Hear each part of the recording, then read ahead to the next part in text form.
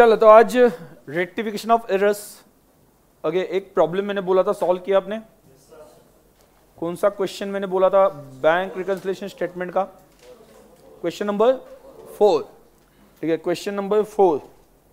तो उसका आंसर क्या है किसका? हाँ सभी बोलो जिनका जो आ गया। 49 लाख 70 अलग आया क्या?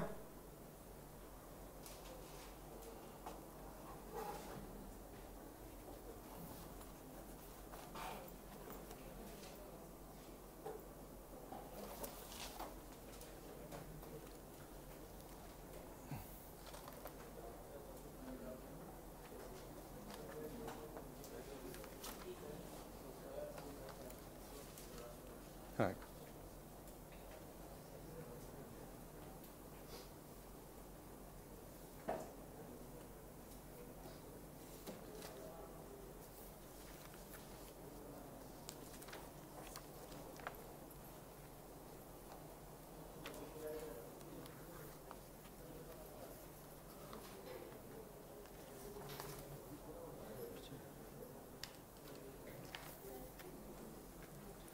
यहाँ पे पीछे दे दो, बाकी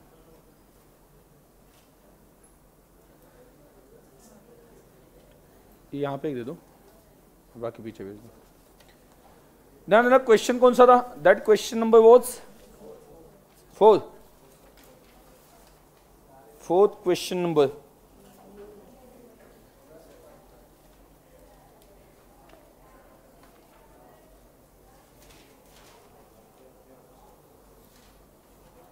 कितने लोगों ने सॉल्व किया है? बहुत कम। बाकी लोग? आपका टारगेट मई अटेम्प्ट है या नवंबर या मई नवंबर? जिन लोगों ने सॉल्व नहीं किया उनका बोल रहा हूं। टारगेट ये है ना मई में ना? जो होमवर्क नहीं करता उसको मैं क्या बोलते हैं? उसे श्राप। ठीक है, मेरी बातें सच होती है। ओके तो आज कुछ नहीं बोल रहा हूं, बट आगे से अगर होमवर्क नहीं किया ना तो मैं ऐसे ही बोल दूंगा तू पास नहीं हो पाएगा किसी भी हालत में। ठीक है, तो याद रखना होमवर्क करना है। ओके, ये होमवर्क करते हो इसका मतलब ये आप ट्राई करो, मैंने बोलने से कुछ नहीं होता है। ठीक है, होमवर्क नहीं करो तो मुझे समझ में आता है कि नहीं यू आर नॉट ट्राइंग, और आप ट्राई नहीं करो तो डेफिनेटली फेल हो जाओगे। उसके लिए मुझे कुछ कहने की भी जरूरत नहीं है। और अभी ऐसे आपसे मैं एक्सपेक्ट ऑब्वियसली नहीं करूंगा। आप जब पहली बार मेरे क्लास में आओगे तो ठीक है, कैजुअल अप्रोच होता है, बट अभी एक बार रिजल्ट आ गया तो टीचर ने कुछ बोलने की जरूरत नहीं पड़नी चाहिए। तो आपका होमवर्क डेली बेसिस पे कंप्लीट होना चाहिए। होमवर्क दे दिया तो उसी दिन कंप्लीट होना चाहिए। जस्ट होमवर्क नहीं, आपको क्या है साथ में जो मॉड्यूल है ओके या अलग अलग जगह पे जो क्वेश्चंस मिलते हैं वो सॉल्व करके देखने चाहिए। उसी दिन वो चैप्टर खत्म हो जाना चाहिए। इतना आपके साइड से ऑब्वियसली एफर्ट्स होने चाहिए, ये बताने की जरूरत नहीं। ठीक है, क्योंकि एक बार आप ऑलरेडी वहां पे कुछ भुगत चुके हो, या मतलब क्या है कि रिजल्ट जो है वो यहाँ पे मैक्सिमम स्टूडेंट जो है फास्ट ट्रैक बैच में मतलब मैक्सिमम स्टूडेंट्स ऑलरेडी एग्जाम दे चुके हैं, तो उनको मुझे बताने की बिल्कुल भी जरूरत नहीं पड़नी चाहिए कि आप पढ़ाई करो। आपसे मैं डेफिनेटली एक्सपेक्ट कर रहा हूं और एक्सपेक्ट करूंगा कि आपको बताने की जरूरत नहीं है, आप खुद ही पढ़ोगे, बार बार मुझे बताने की जरूरत नहीं पड़नी चाहिए। क्लियर? ठीक है, तो अभी जिन लोगों ने सॉल्व नहीं किया वो आज सॉल्व करो और बाद में डिस्कस करते हैं। क्लियर? आज से आगे ऐसा कभी भी ना हो कि आपने होमवर्क सॉल्व नहीं किया। जिन लोगों ने सॉल्व किया उनको गुड, ठीक है, ऐसे ही कंटिन्यू रखना। यस, ठीक है, तो जिन लोगों ने आज सॉल्व किया है वेरी गुड, ठीक है, उनको मैं अप्रिशिएट करता हूं। अगर जिन लोगों ने सॉल्व नहीं किया है उनको यही बोलूंगा सुधर जाओ। ठीक है, अभी टाइम है, अभी वक्त है, सुधर जाओ। क्लियर? यही बोल सकता हूं, उसके आगे क्या बोलूंगा। क्लियर? तो कल सॉल्व करके लाना, कल ये चीज हम डिस्कस कर लेंगे। आज हम स्टार्ट करने वाले rectification of errors. Rectification of errors, तो चलो ध्यान दो, कंसेप्चुअल पार्ट है, अच्छे से सुनना, अच्छे से ध्यान देना, बाकी सभी ख्यालात छोड़ दो। 14 फरवरी को एग्जैक्टली 6 दिन रह चुके हैं। ऐसे कोई भी दिमाग में नहीं आना चाहिए 7 दिन, हाँ एग्जैक्टली आज से 7 दिन बाद, ठीक है 14 फरवरी है, ऐसा कुछ भी दिमाग में नहीं आना चाहिए। ध्यान देना है, कंसेप्ट अभी हम स्टार्ट करें किसकी, रेक्टिफिकेशन ऑफ एरर्स। तो सबसे पहले अपनी अकाउंटिंग सिस्टम क्या कहती है, हम अपनी अकाउंटिंग सिस्टम किस बेसिस पे चल रही है, कौन से सिस्टम पे चल रही है, double entry. Double entry system का मतलब क्या है, बोलो डबल एंट्री सिस्टम का मतलब क्या है, क्या होती है डबल एंट्री, हाँ क्या होती है, एक इफेक्ट डेबिट होना चाहिए, एक इफेक्ट क्रेडिट होना चाहिए, ठीक है। और बेटर एक्सप्लेनेशन, और बेटर मतलब ये भी सही है, मैं आपसे थोड़ा सा और डिटेल में और प्रॉपर एक्सप्लेनेशन मांगता हूं। जितने अमाउंट का डेबिट है उतने ही अमाउंट का क्रेडिट होना चाहिए। आपने क्या बोला, डेबिट है तो क्रेडिट होना चाहिए, मैंने क्या बोला, जितने अमाउंट का डेबिट है उतने ही अमाउंट का क्रेडिट होना चाहिए। Obviously it is transaction, transaction मतलब क्या, हम कुछ लेंगे और देंगे, ऑब्वियसली दोनों के लिए भी कुछ वैल्यू होगी, ठीक है। मैंने सर्विस ली और उसके बदले में पेमेंट कर दिया, क्लियर, तो मैं सर्विस की कॉस्ट कितनी लिखूंगा, मान लो 5,000 है और सामने वाला कितने मिलकर लिखेगा 5,000। तो जब वहां पे दो एस्पेक्ट है तो डेबिट एंड क्रेडिट है उसमें, बट एक बात और एक याद रखनी है, अमाउंट। जब आप डेबिट देते हो ना 5,000 का, तो क्रेडिट भी 5,000 का ही होना चाहिए, इसमें कोई डाउट है, और वही होना चाहिए। और आपकी मेनली बैलेंस शीट टैली ना होने की वजह जो है वो अमाउंट होती है। क्या आपने पॉसिबल है कि एक अकाउंट में 5,000 लिख दिया, गलती से दूसरे अकाउंट में 500 लिख दिया, बराबर, तो इसका मतलब क्या हो गया, ऑटोमेटिकली 4,500 का डिफरेंस क्रिएट हो गया। वो 5,000 का जो डेबिट है वो मान लो कैश आ गई, तो कैश में 5,000 दिख रहा है, ठीक है। कैश सेल करके आ गई, तो सेल जो है वो कितना दिख रहा है 500, वो सेल कहां पे जाएगा, ट्रेडिंग अकाउंट में, बराबर। उससे क्या हो जाएगा कि डेबिट साइड पे कहीं ना एसेट साइड पे 5,000 दिख रहा है एक्स्ट्रा, मतलब टोटल 5,000 दिख रहा है, आपका सेल कितना दिख रहा है 500। प्रॉफिट कितना इफेक्ट होगा, 4,500 से कम दिखाई देगा, वो प्रॉफिट आएगा आपके कहां पे, लायबिलिटी साइड पे, बराबर। कैपिटल में ऐड होगा, कैपिटल में कितना ऐड होगा 4,500 कम, तो ये 4,500 का इफेक्ट कैरी फॉरवर्ड होता है। मतलब आपने एंट्री करते वक्त या पोस्टिंग करते वक्त ये अगर ध्यान नहीं रखा कि डेबिट अमाउंट और क्रेडिट अमाउंट सेम है, ये ध्यान नहीं रखा तो आपका बैलेंस शीट टैली नहीं हो सकता, ठीक है। मैं कुछ एग्जांपल देता हूं, मैं कुछ एग्जांपल लेके चलता हूं, ध्यान देना। एक इमेजिनरी ट्रांजैक्शन ले रहा हूं, उस ट्रांजैक्शन से हमें क्या करना है, पूरा अकाउंटिंग सिस्टम समझना है और कहां पे क्या गलती हो गई तो उससे इफेक्ट क्या होता है ये समझना है। सस्पेंस अकाउंट आपको समझ में आ जाएगा, पहले बेसिक समझो, कुछ वहां पे क्या की इंट्रोडक्शन वाली बातें समझ लो। पहला 2-3 ट्रांजैक्शन ही लेंगे, हमें सिर्फ अंडरस्टैंड एंट्री करना, ये तो आपको आता ही है, मुझे एंट्री करना सिखाना नहीं, मुझे आपको लूप होल्स बताने कहां पे गलती हो गई तो आगे क्या होता है, ठीक है। जैसे कि for example mister x started business with 10 lakh, second purchased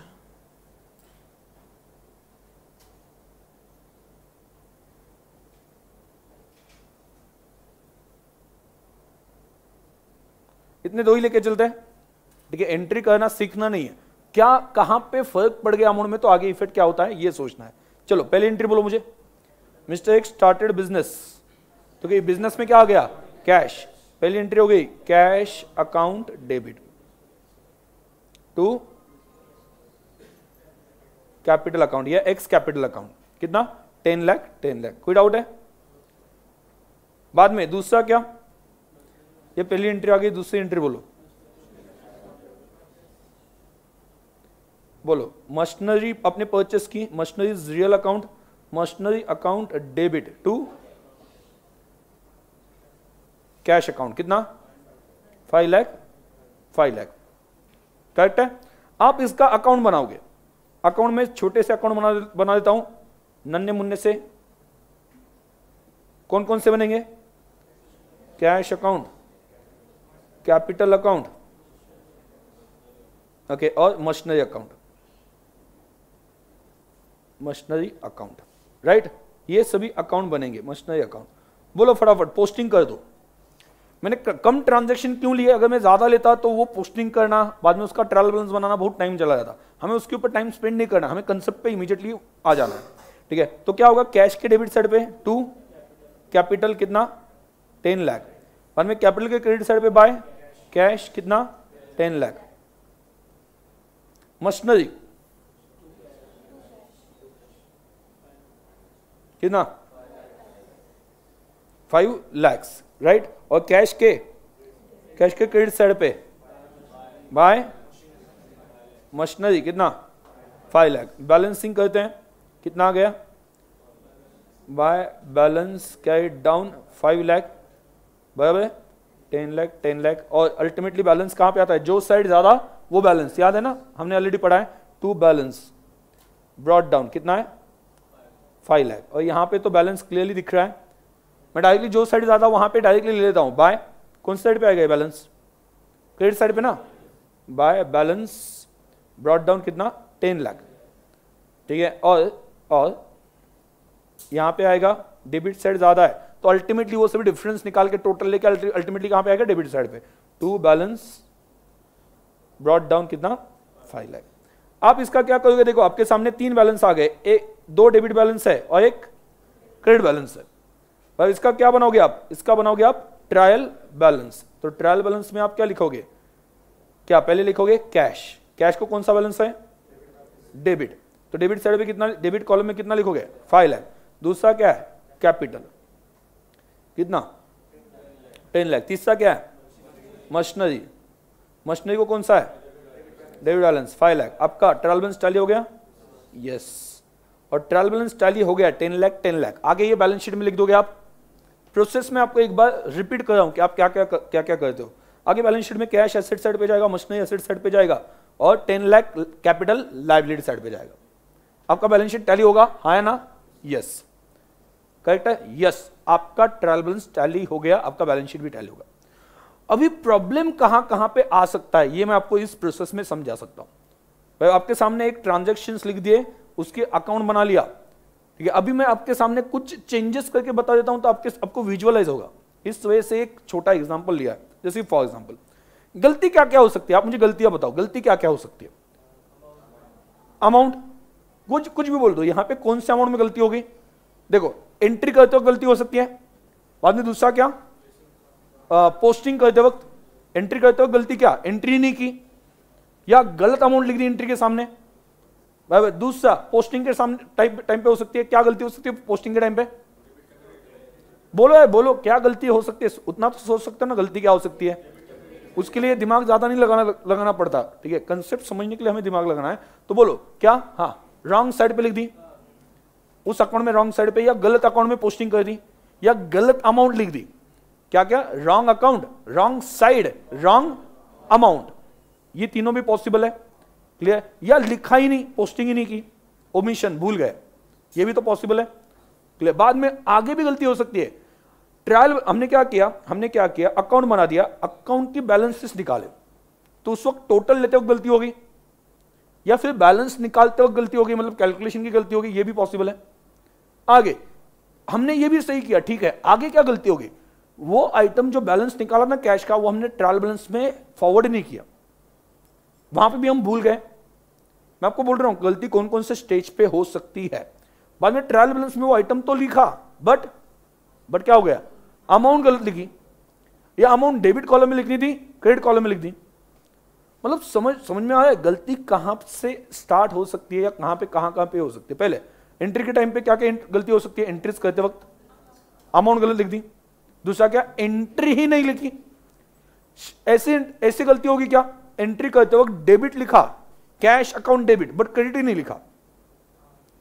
सोच के बताना। एंट्री करते वक्त क्या हो गया, पहली एंट्री क्या है, cash account debit to capital account. मैंने एंट्री करते वक्त कैश अकाउंट डेबिट लिखा, बट टू कैपिटल अकाउंट लिखा ही नहीं। बहुत रेयर पॉसिबिलिटी है, ठीक है। मतलब वो जो अकाउंटेंट है उसकी बीवी एकदम मतलब वहां पे खतरनाक टाइप की है, मतलब उसे ऐसा बुलाए ना, आहो ऐकलं का, ठीक है, भाग के जाना पड़ता।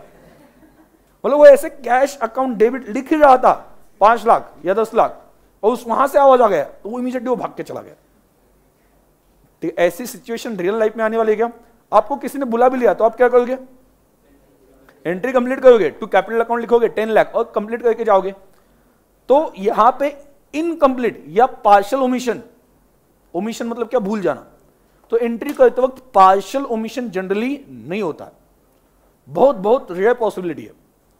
वो अकाउंटेंट कितना है क्या पागल, हाँ, उसके ऊपर डिपेंड करता है कि वो ऐसी गलती करेगा या नहीं करेगा। ठीक है, तो ऐसे केस में ये बहुत पॉसिबिलिटी कम है। कंप्लीटली एंट्री नहीं की, वो ट्रांजैक्शन ही स्किप हो गया, हो सकता है? यस, मतलब एंट्री करते वक्त भूल गए, कंप्लीट। दूसरा क्या? गलत अमाउंट लिखी, मतलब 5 लाख लिखना था वहां पे अपने 50,000 लिख दिया, एक जीरो कम लिख दिया गलती से, ऐसी भी पॉसिबल है। बराबर, ये दो टाइप की गलतियां वहां पे हो सकती है। और एक गलती क्या हो सकती है? आपने एक अकाउंट को डेबिट करना था एंट्री करते वक्त, दूसरे अकाउंट को डेबिट कर दिया। मतलब जैसे कि फॉर एग्जांपल आपने एक्स अकाउंट को डेबिट करना था, वहां पे गलती से जल्दबाजी में वाई अकाउंट लिख दिया, ये भी पॉसिबल है। तो ये टाइप की एंट्रीज करते हो। दूसरा अकाउंट बनाते हो, फटाफट बोलो क्या हो सकता है? रॉन्ग अकाउंट में लिखा, मतलब एक्स में लिखना, जैसे कि दो अकाउंट सिमिलर, ठीक है, दो अकाउंट सिमिलर। कौन से दो अकाउंट सिमिलर?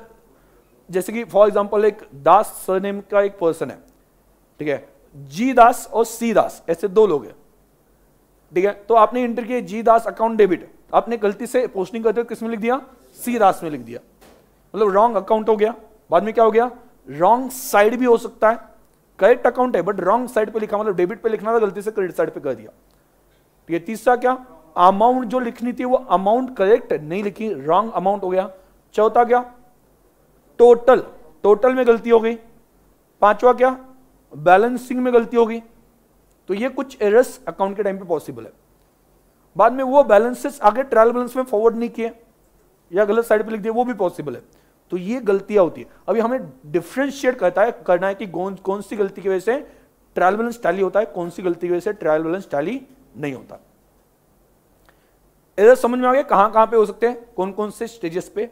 ठीक है, अब यहां पे देखो, हम गलतियां करते जाते हैं और इफेक्ट एंड में क्या होगा ये सोचते हैं, बराबर ना। अगर आपने आज गलती की, अभी आपको पता चल रहा है गलती से इफेक्ट एंड में ये होगा, तो आपके कंसेप्ट क्लियर है, बराबर ना। मैं अगर अभी बोलता हूं कि यहां पे गलती हो गई और आप बोलते हो बैलेंस शीट टैली होगा नहीं होगा या क्या फर्क पड़ेगा, तो आपके कंसेप्ट क्लियर।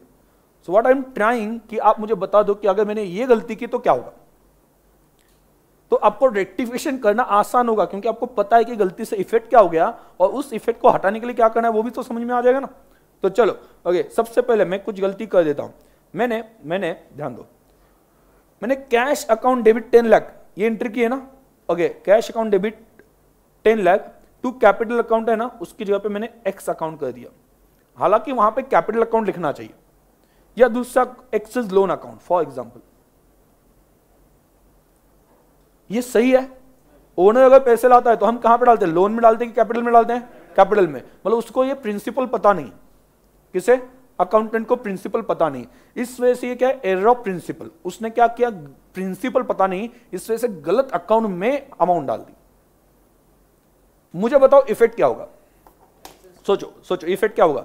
ये कैपिटल अकाउंट बनने की बजाय क्या बन गया, लोन अकाउंट बन गया। इफेक्ट कहां पे गया, लोन अकाउंट के क्रेडिट साइड पे। बाय लोन अकाउंट को कितना बैलेंस आएगा, 10 लाख। कौन से साइड पे आएगा, क्रेडिट साइड पे आएगा, क्योंकि क्रेडिट साइड पे लिखा है तो बैलेंस क्रेडिट ही आने वाला है ना, जो साइड ज्यादा वो बैलेंस। और हम क्या करेंगे, ट्रायल बैलेंस में आ जाएंगे और ट्रायल बैलेंस में क्या लिखेंगे, ये कैपिटल अकाउंट की जगह पे लोन अकाउंट लिखेंगे 10 लाख। भाई आपका ट्रायल बैलेंस टैली होगा, यस। मतलब गलती हो गई फिर भी ट्रायल बैलेंस टैली हो गया, गलती हो गई फिर भी ट्रायल बैलेंस टैली हो गया।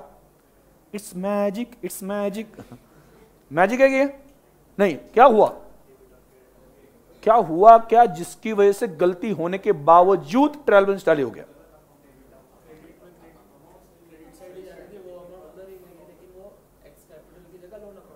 ओके, इन्होंने बता दिया, बहुत सारे स्टूडेंट ने बता दिया कि क्रेडिट साइड पे जानी थी अमाउंट, वो क्रेडिट साइड पे ही गई और अमाउंट भी गई बट गलत अकाउंट में गई। इस वजह से क्या हो गया, जब हम ट्रायल बैलेंस बना रहे थे डेबिट कॉलम और क्रेडिट कॉलम, तो क्रेडिट में जितना अमाउंट आना चाहिए था उतना अमाउंट आ गया। इसका मतलब पहला कंक्लूजन, अकाउंट अगर गलत हो गया तो उससे फर्क नहीं पड़ता। मतलब मेन खेल किसका है, मेन चीज कौन सी है, तो आपको एक चेक करना है। क्या चेक करना है, डेबिट अमाउंट और क्रेडिट अमाउंट इक्वल है या नहीं है, इतना आपको चेक करना है।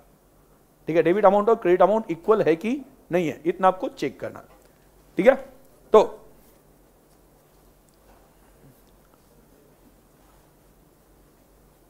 अब एक काम करते जाओ, उनके लिए वो जगह जो है ना साइड वाली वो रखते जाओ। ठीक है, मतलब उनके लिए वो आसान हो जाएगा कि बाजू में बैठे तो अगर निकलना हो किसी वजह से। ठीक है, हाँ, तो चल अभी तक कहां पे था मैं, कहां पे था? अकाउंट गलत होने से कोई प्रॉब्लम नहीं है, मेन चीज क्या सोचनी है। अभी दूसरा एग्जांपल मैं देख लेता हूं। हाँ चलो, अभी क्या हो गया, ध्यान दो कि मैंने cash account debit to capital, इसमें कोई प्रॉब्लम नहीं था। कैपिटल अकाउंट इसमें कोई प्रॉब्लम नहीं था, मतलब एंट्री करेक्ट कर दी मैंने। पोस्टिंग करते वक्त मैंने कैपिटल अकाउंट में गलती से, कैपिटल अकाउंट में क्रेडिट करते वक्त गलती से एक जीरो कम दे दिया और वहां पे एंट्री आ गई, इफेक्ट आ गया कैपिटल अकाउंट में 1 लाख का। ये जानबूझ के थोड़ी ना किया, जल्दबाजी में एक जीरो कम आ गया। और क्या होता है, इतने अभी मैं 2 ट्रांजैक्शन लेके चल रहा हूं, बिजनेस में कितने ट्रांजैक्शन होते हैं, हजारों लाखों ट्रांजैक्शन होते हैं, तो उसमें से एक एंट्री में जीरो कम हो गया है, ये पता नहीं चलता है। अभी होगा क्या इससे होगा क्या, ध्यान देना, इससे होगा क्या, चलो इससे क्या होगा बताओ मुझे। पहला, हाँ, कैश अकाउंट में मैंने डेबिट किया 10 लाख, एंट्री करते वक्त मैंने दोनों को डेबिट और क्रेडिट कर दे दिया, कैश को डेबिट 10 लाख, कैपिटल को क्रेडिट 10 लाख। Perfect, clear. उसके बाद में पोस्टिंग करते वक्त कैश में मैंने डेबिट किया 10 लाख पोस्टिंग करते वक्त, लेकिन कैपिटल अकाउंट में मैंने क्रेडिट किया 1 लाख। अभी आगे क्या होगा इतना सोचो, आगे क्या होगा इतना सोचो, क्या होगा? कैश का कितना आएगा? कैश का तो 5 लाख जितना है वो तो कांस्टेंट है मशीनरी का ये करने के बाद में। कैपिटल कितना आ गया? 1 लाख। मशीनरी कितनी आ गई? उसमें तो कोई चेंज नहीं है। ठीक है, अभी आप देखो होगा क्या, एंड में बैलेंस से जो है वो क्या हो जाएंगे? भाई कैश का डेबिट साइड का कितना? 10 लाख टोटल आ गया। भाई कैश उसमें से 5 लाख की मशीनरी परचेस की तो कैश कितना बचा? 5 लाख, और मशीनरी कितनी बची? 5 लाख। लेकिन कैपिटल में गलती से हमने कितना लिखा था? 10 लाख की जगह पे 1 लाख, तो कितना वहां पे टोटल आ गई? 1 लाख। डिफरेंस कितना है? 9 लाख। डिफरेंस कितना है? 9 लाख। मतलब लास्ट जो गलती मैंने बताई थी उसमें मैंने क्या बताया था? अकाउंट गलत हो गया, अमाउंट करेक्ट थी, वहां पे अमाउंट करेक्ट थी, अकाउंट गलत हो गया तो भी डेबिट और क्रेडिट मैच हो गया। लेकिन यहां पे मेन प्रॉब्लम क्या हो गया? डेबिट साइड पे आपने एक एंट्री में डेबिट देते वक्त 10 लाख दे दिया और उसकी पोस्टिंग क्रेडिट पे करते वक्त 1 लाख दे दिया, तो वहीं पे ही आपका डेबिट कितना ज्यादा हो गया? 9 लाख। और वहां पे आपका डेबिट 9 लाख ज्यादा हो गया, तो ट्रायल बैलेंस में आपका डेबिट क्या है? क्या है? ज्यादा ही कम है? ज्यादा ही है, राइट। वहां पे आपका डेबिट ज्यादा ही है। क्या मेरा थोड़ा सा हिल गया?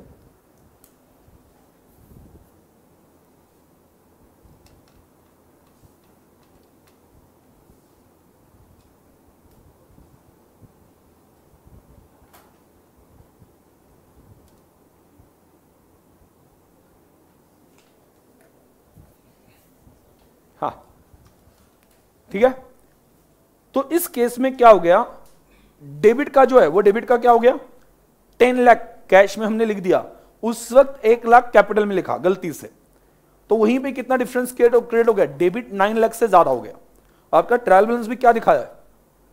डेबिट 9 लाख से ज्यादा है। तो कहना यहां पे यह है कि जब गलती करते हो ना तो ही आपको इंडिकेशन मिल जाता है कि आगे जाके क्या होने वाला है। गलती मैंने क्या की थी? कैश में लिखते वक्त, कैश अकाउंट में लिखते वक्त 10 लाख लिखा, कैपिटल में लिखते वक्त 1 लाख लिखा, वहीं पे ही क्या हो गया? डेबिट एक्सीड हो गया 9 लाख से, और ऑटोमेटिकली ट्रायल बैलेंस में भी वही दिख रहा है, डेबिट एक्सीड्स बाय 9 लाख। समझ आ गया? तो आपको इस एग्जांपल से याद क्या रखना है? अल्टीमेटली हर एक केस में हम ऐसा चेक नहीं करेंगे, मैं सिर्फ आपको कुछ रूल बताने से पहले बैकग्राउंड बता देता हूं। आपने बीआरएस में भी देखा कि मैंने रूल बताने से पहले बैकग्राउंड क्लियर किया कि डेबिट यहां पे हो कैश बुक में तो पासबुक में क्रेडिट होता है, तभी जाके आपको वो रूल समझ में आ गया कि नहीं, अगर कैश बुक में डेबिट बैलेंस है तो पासबुक में क्रेडिट बैलेंस होगा और वो बैलेंस होगा। अगर मैंने डायरेक्टली बता दिया होता तो आप उसे रट्टा मार के याद कर लेते, रोज समझता नहीं समझता वो पता नहीं। अभी मुझे आपको एक रूल समझाना है। रूल क्या समझाना है? आपका डेबिट अमाउंट और क्रेडिट अमाउंट हर एंट्री में सेम है, भले वो गलत है, मतलब कैसे गलत है, मतलब 50 लाख लिखना था, मैंने डेबिट 5 लाख लिखा, क्रेडिट 5 लाख लिखा, मतलब डेबिट और क्रेडिट क्या है, सेम है।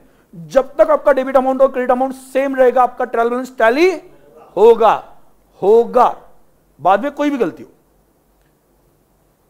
ठीक है। जब तक सूरज चांद रहेगा उस तरह से, जब तक डेबिट और क्रेडिट अमाउंट सेम रहेगा, तब तक ट्रायल बैलेंस टैली होता रहेगा। बाकी आप कुछ भी गलतियां कर दो, कुछ भी मतलब क्या, अभी अमाउंट को छोड़ के गलतियां क्या क्या हो सकती है, मतलब जहां पे डेबिट और क्रेडिट अमाउंट सेम है, उसे छोड़ के बाकी गलती क्या हो सकती है, गलत अमाउंट एक साइड पे, बराबर, गलत अमाउंट एक साइड पे, तो इससे टैली नहीं हो सकता एक साइड पे, क्यों, क्योंकि डेबिट और क्रेडिट मैच नहीं होगा। और क्या गलत नहीं, अकाउंट हेड से तो क्या फर्क पड़ता है, मतलब अकाउंट हेड मैंने क्या किया कि मान लो जी दास को डेबिट करना था, उसकी जगह पे सी दास को डेबिट कर दिया, अल्टीमेटली क्या हो गया, डेबिट तो 10 लाख का ही हो गया ना कहीं पे। मेरा फोकस किस पे, अमाउंट, और दोनों अमाउंट सेम है, टैली होने वाला है। भले वो गलत अकाउंट में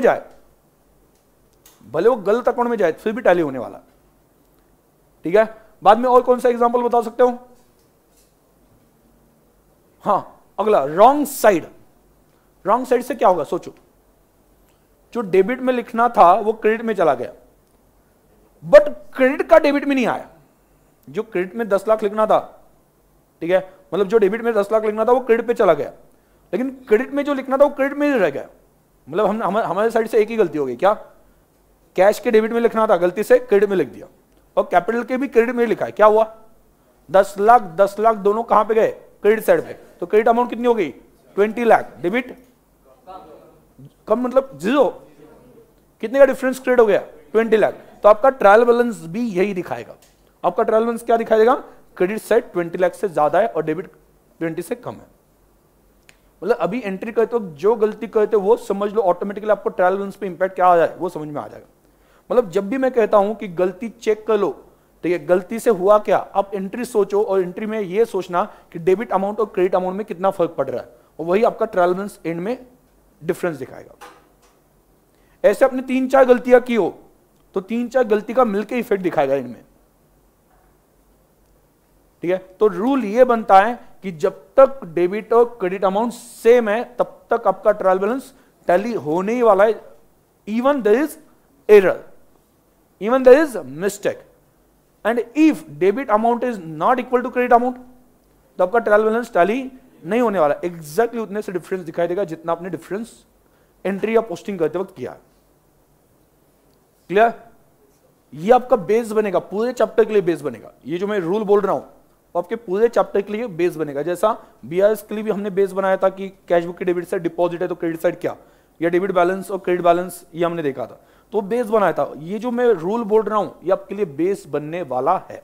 क्या rule, if debit amount is equal to credit amount, ठीक है, तो ट्रायल बैलेंस टैली होगा even though there is mistake, but if debit amount is not equal to credit amount then trial balance won't tally नहीं होगा। अभी अगला question आता है, सर ट्रायल बैलेंस टैली नहीं हुआ तो, ये आगे का पता है आपको, क्या नहीं हुआ तो क्या, अभी पहला ऑप्शन क्या है, चेक कर लो कहां पे गलती हो गई, बट अभी तो मैं चेक करके निकाल सकता हूं, 2 ही ट्रांजैक्शन मेरे सामने है, बट प्रैक्टिकल लाइफ में बिजनेस का आप देखते हो तो हजारों लाखों ट्रांजैक्शन है, उसमें से एक ट्रांजैक्शन की एंट्री और पोस्टिंग चेक करोगे, बाद में हर अकाउंट की टोटल चेक करोगे, कितना टाइम लगेगा। कभी कभी तो ऐसा होगा कि मिलेगी नहीं, मिस्टेक मिल ही नहीं रही, ऐसा भी तो हो सकता है। तो इस केस में वहां पे प्रॉब्लम क्या है कि हम प्रैक्टिकल लाइफ में वो गलती बहुत सी बार ढूंढ नहीं पाते या बहुत टाइम लगता है, और तब तक हम बैलेंस शीट बनाना रोक नहीं सकते, क्यों, क्योंकि वहां पे क्या है, इनकम टैक्स अथॉरिटी उनकी तरफ से रहेगा कि आप टैक्सेस पे कर दो। बाद में अगर आपकी कंपनी हो तो रजिस्ट्रार ऑफ कंपनीज के पास आपके फाइनल अकाउंट्स भेजने पड़ते हैं, ये पर्टिकुलर टाइम में होना चाहिए, तो आप रुक नहीं सकते, तो बैलेंस शीट बनाना पड़ता है, क्योंकि बैलेंस शीट बनाने के बाद में ये बोर्ड ऑफ डायरेक्टर्स अप्रूव कर लेंगे, बाद में शेयर होल्डर्स अप्रूव कर लेंगे, बाद में वो अथॉरिटी के पास चले जाएंगे। आया समझ में, तो आप रोक नहीं सकते बैलेंस शीट बनाना। अगर ऐसा सिचुएशन है और आपको इमीडिएटली बैलेंस शीट बनाना है तो आप क्या ऑप्शन फॉलो करते हो, सस्पेंस अकाउंट, क्लियर, वो जो डिफरेंस है वो डिफरेंस आप सस्पेंस अकाउंट में लिख सकते हो। अभी ऑब्वियसली टैली करने के लिए डिफरेंस सस्पेंस अकाउंट में लिखना है, तो कौन से साइड पे आएगा? जो साइड, मतलब जो साइड कम उस साइड पे आएगा, या जो साइड ज्यादा है उस साइड पे सस्पेंस अकाउंट आएगा। देखो जो साइड है ज्यादा वहां पे सस्पेंस लिखा तो और बढ़ जाएगा ना, कुछ अमाउंट लिखा दो। तो मुझे अगर दोनों अमाउंट को मैच करना हो तो जो साइड कम है वो डिफरेंस, जो साइड कम है वहां पे सस्पेंस अकाउंट में लिख दो। जहां पे कम रहेगा वहां पे सस्पेंस अकाउंट में हमें डिफरेंस ट्रांसफर करना है। ठीक है, समझ में आ गया? सस्पेंस अकाउंट क्या बोलता है? जिते कमी तिता हमी। ठीक है, याद रखना, सस्पेंस अकाउंट क्या बोलता है? जिते कमी तिते हमी। मतलब हिंदी में आगे बोला जाए, जहां पे कम है वहां हम है। ये कौन बोलेगा? Suspense account. याद रखना, ये सिंपल रूल है। देखो ये आप बेस जो समझ रहे हो ना, आपको एंट्री करते हो, रेक्टिफिकेशन करते हो, बहुत आसान लगेगा। क्लियर? अभी यहां पे क्या है कि मैं आपका बेस अगर क्लियर कर दूं तो एंट्री करते वक्त देखो, अभी आपको मैं बता देता हूं एक गलती क्या हो गई, ध्यान दो। Salary paid to worker, salary paid to staff. मान लो यहां पे क्या हो गया? Salary paid to staff ₹10 lakh, salary paid to staff ₹10 lakh is credited to cash account, is only credited to cash account। Entry क्या होती है? Salary account debit 10 lakh, to cash account 10 lakh, और टू बैंक अकाउंट 10 लाख। सिर्फ वो कैश या बैंक को credit हो गया। इसका मतलब हुआ क्या? अभी आपका इमेजिनेशन स्टार्ट होना चाहिए। क्या हो गया? क्रेडिट साइड पे पोस्टिंग आ गई 10 लाख की, डेबिट साइड पे नहीं आई, तो कौन सी साइड ज्यादा होगी? यहां पे क्रेडिट साइड।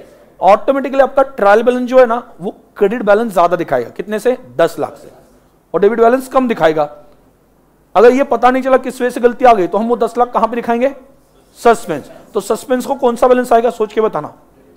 डेबिट आएगा या क्रेडिट आएगा? डेबिट आएगा। मैंने क्या बोला था? जहां कम वहां हम। ठीक है, तो सस्पेंस अकाउंट कम कौन सी साइड है? डेबिट ना, तो हमने सस्पेंस अकाउंट में डाल दिया। तब तक के लिए आपका 10 लाख टैली हो गया। बट गलती तो है, उसे करेक्शन तो करना है। आपको बाद में गलती पता चल गई कि 10 लाख जो है वो 10 लाख कहां पे जाने चाहिए थे? सैलरी में, और गए कहां पे? सस्पेंस में। क्यों? क्योंकि उस वक्त ऑप्शन नहीं था, इस वजह से सस्पेंस में लिख दिया। तो अभी करेक्शन बोलो। सिंपल करेक्शन का लॉजिक सिंपल है, जो आपने नहीं दिया इफेक्ट उसे दे दो, और जो गलत दिया उसे रिवर्स कर दो। भाई उसके आगे का अगर इफेक्ट नहीं दिया तो दे दो, अगर गलती से दे दिया तो रिवर्स कर दो। ठीक है, मतलब आपने किसी इफेक्ट नहीं दिया सैलरी को दे देंगे, और किसको गलत इफेक्ट गया? सस्पेंस को। क्या गया? डेबिट। तो उसका रिवर्स कर लेंगे। क्या कर लेंगे? क्रेडिट। ठीक है, मतलब स्टार्टिंग में फिर से बता देता हूं, आपके सैलरी को डेबिट नहीं मिला, भाई आपकी क्रेडिट साइड उस वक्त बढ़ गई। क्रेडिट साइड बढ़ गई तो ऑब्वियसली ट्रायल बैलेंस का क्रेडिट साइड बढ़ जाएगा। उस वक्त सस्पेंस अकाउंट में क्या हो गया होगा? डेबिट। डिफरेंस जो है वो डेबिट गया होगा। तो सस्पेंस अकाउंट को डेबिट मिला लेकिन सैलरी को डेबिट नहीं मिला। तो हमने क्या किया? सैलरी को डेबिट दे दिया और सस्पेंस को क्रेडिट दे दिया। क्यों? क्योंकि जिसको इफेक्ट नहीं दिया दे दो, और जिसका इफेक्ट गलत है वो रिवर्स कर दो। रेक्टिफिकेशन का सिंपल रूल है। मतलब 11th में जब आप पढ़ते थे, मैक्सिमम केस में स्टूडेंट्स को यह पता नहीं होता कि सस्पेंस आता कब है, एग्जैक्टली कब आता है। मैं आपको क्या क्लियर करना चाहता हूं कि जब अमाउंट में डिफरेंस आया तो ही सस्पेंस आएगा। हर एंट्री में आपको सोचनी है कि अमाउंट डेबिट की, हर एंट्री या पोस्टिंग में अमाउंट डेबिट की और क्रेडिट की सेम है या नहीं है। अगर है सेम तो इसका इफेक्ट सस्पेंस अकाउंट में कुछ नहीं गया। क्यों? क्योंकि भले मान लो 50 लाख लिखना था, मैंने 5 लाख लिख दिया, लेकिन दोनों साइड पे लिख दिया। क्या हो गया? डेबिट साइड पे भी 5 लाख आ गया, क्रेडिट साइड पे भी 5 लाख। कोई साइड ज्यादा है कम है? नहीं है। आपका ट्रायल बैलेंस भी क्या हो जाएगा? भले कम अमाउंट दिखाएगा बट दोनों साइड की सेम दिखाएगा। भाई सस्पेंस अकाउंट आएगा? हाँ है ना? नहीं आएगा। दोनों साइड सेम है ना, डिफरेंस ही नहीं है, तो सस्पेंस अकाउंट आएगी नहीं। और सस्पेंस अकाउंट नहीं आया तो करेक्शन करते वक्त सस्पेंस अकाउंट को इन्वॉल्व करना है क्या? नहीं करना। मतलब कुछ रेक्टिफिकेशन एंट्रीज में सस्पेंस अकाउंट आता है और कुछ रेक्टिफिकेशन एंट्रीज में सस्पेंस अकाउंट नहीं आता है। ऐसी कौन सी रेक्टिफिकेशन एंट्रीज है जिसमें सस्पेंस अकाउंट आता है? जहां पे डेबिट और क्रेडिट अमाउंट सेम नहीं थी, और जहां पे डेबिट और क्रेडिट अमाउंट सेम थी गलती के बावजूद, अकाउंट में गलती थी, ठीक है, या दोनों साइड पे गलत अमाउंट लिख दी बट सेम है, तो ऐसी केस में आपका ट्रायल बैलेंस टैली होगा, सस्पेंस आएगा ही नहीं, सस्पेंस में इफेक्ट ही नहीं गया, तो रेक्टिफिकेशन टाइम पे सस्पेंस यूज नहीं होगा। ठीक है, फिर sir rule if debit amount is equal to, बोलो if debit amount is equal to credit amount, आवाज आना चाहिए, if debit amount is equal to credit amount then your trial balance will tally, no effect on suspense. तो rectification time पे suspense account use नहीं करना, correction करेंगे लेकिन use नहीं करेंगे। मैं इसका एग्जांपल भी बता रहा हूं। ठीक है, सी दास से पैसे मिल गए 5 लाख, सी दास से पैसे मिल गए 5 लाख रुपए मिल गए, but this amount is credited to G Das. Entry क्या होनी चाहिए, cash account debit to C Das, amount में गलती नहीं है। ये जो भी है 10 लाख बोला ना मैंने अभी, कितना बोला, 5 लाख, 5 लाख, 5 लाख, 5 लाख दोनों साइड पे लगी, अमाउंट में गलती नहीं। हमने एंट्री क्या किया actually, cash account debit to C, पहले जी से मिले थे ना, सी को गलती से लिख दिया सी दास।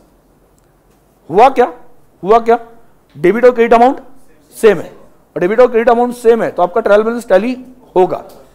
सस्पेंस में कोई इफेक्ट है ही नहीं, तो रेक्टिफिकेशन में सस्पेंस नहीं आएगा। तो सिंपल, जिसको इफेक्ट दिया है गलत रिवर्स कर दो, और जिसको इफेक्ट नहीं दिया उसे दे दो। किसको इफेक्ट नहीं दिया हमने, जी दास को, क्या देना चाहिए था, क्रेडिट, नहीं दिया, दे दो। सिंपल बात है ना। करेक्शन मतलब क्या, आप एक गुड्स इसको देने थे, इनको दे दिए, तो मैं क्या करूंगा, इनसे ले लूंगा आपको दे दूंगा, बराबर, मतलब इनसे छीन लूंगा आपको दे दूंगा, तो यही रेक्टिफाई कर लूंगा ना मैं। ठीक है, तो जिसको नहीं मिला उसे दे देंगे, किसको नहीं मिला, जी दास को क्रेडिट नहीं मिला दे देंगे, और किसको गलत मिला, सी दास को क्रेडिट मिला, क्या करेंगे, उसे डेबिट दे देंगे। इसमें सस्पेंस अकाउंट आया, नहीं आया।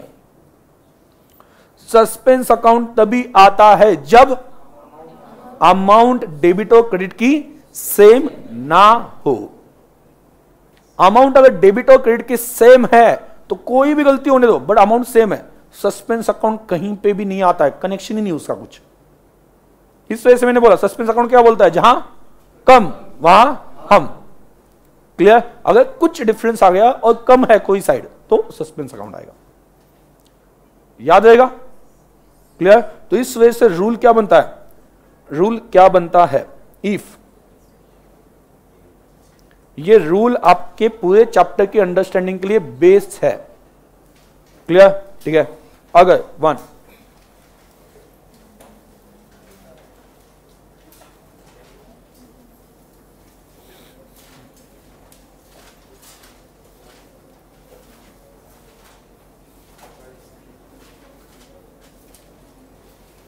Debit amount is equal to what, credit amount, तो क्या होगा,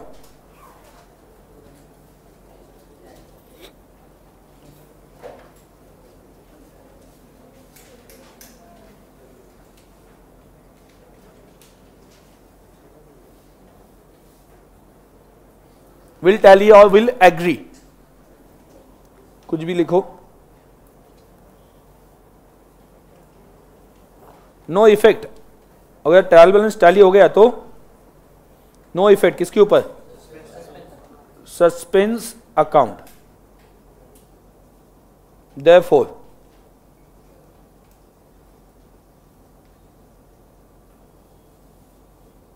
नो यूज ऑफ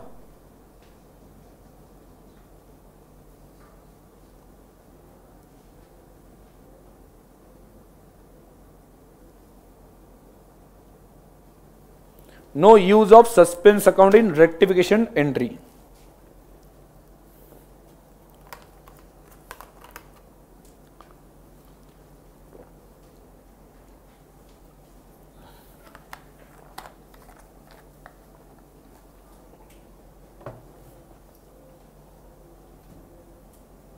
क्लियर, और दूसरा रूल,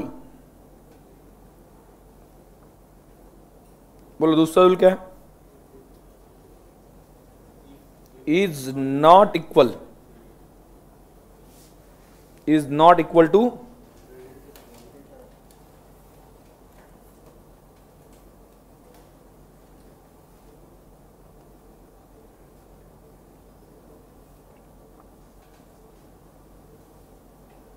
ट्रायल बैलेंस क्या होगा,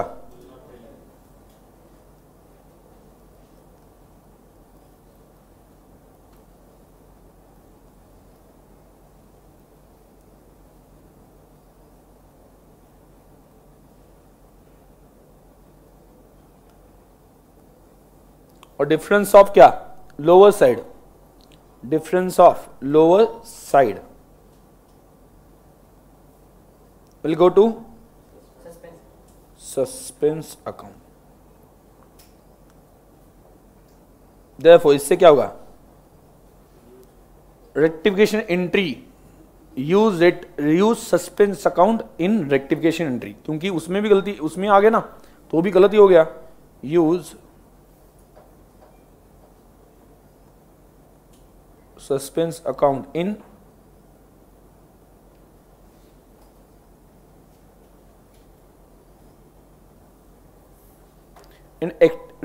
रेक्टिफिकेशन एंट्री।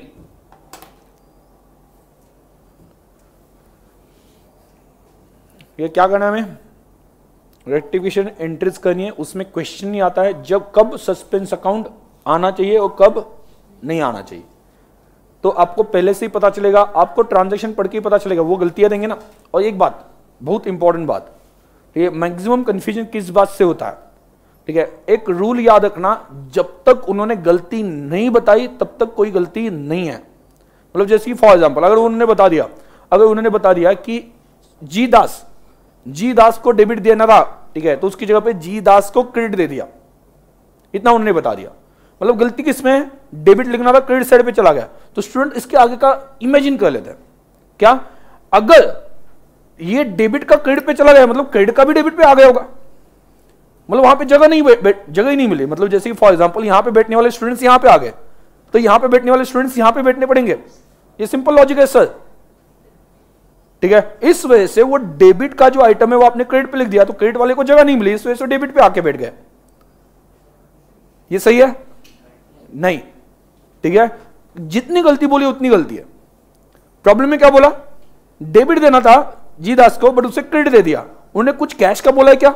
नहीं, मतलब कैश सही है, वो क्रेडिट साइड पे चाहिए थी तो क्रेडिट साइड पे है, ठीक है। बहुत से स्टूडेंट्स ये डाउट लेके आते हैं मेरे पास, इस वजह से बोल रहा हूं। अगर आपने इतना समझ लिया ना तो आपको डाउट ही क्रिएट नहीं होगा ना, कि अगर प्रॉब्लम गलती नहीं बोल रहे हैं तो हम क्यों मान ले।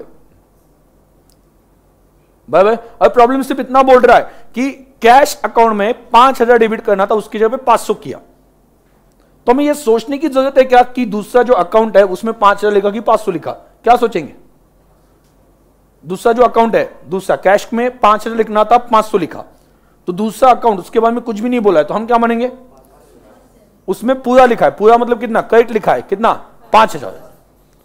मतलब अगर आपको गलती बोली नहीं गई है तो मत बनाओ, ठीक है।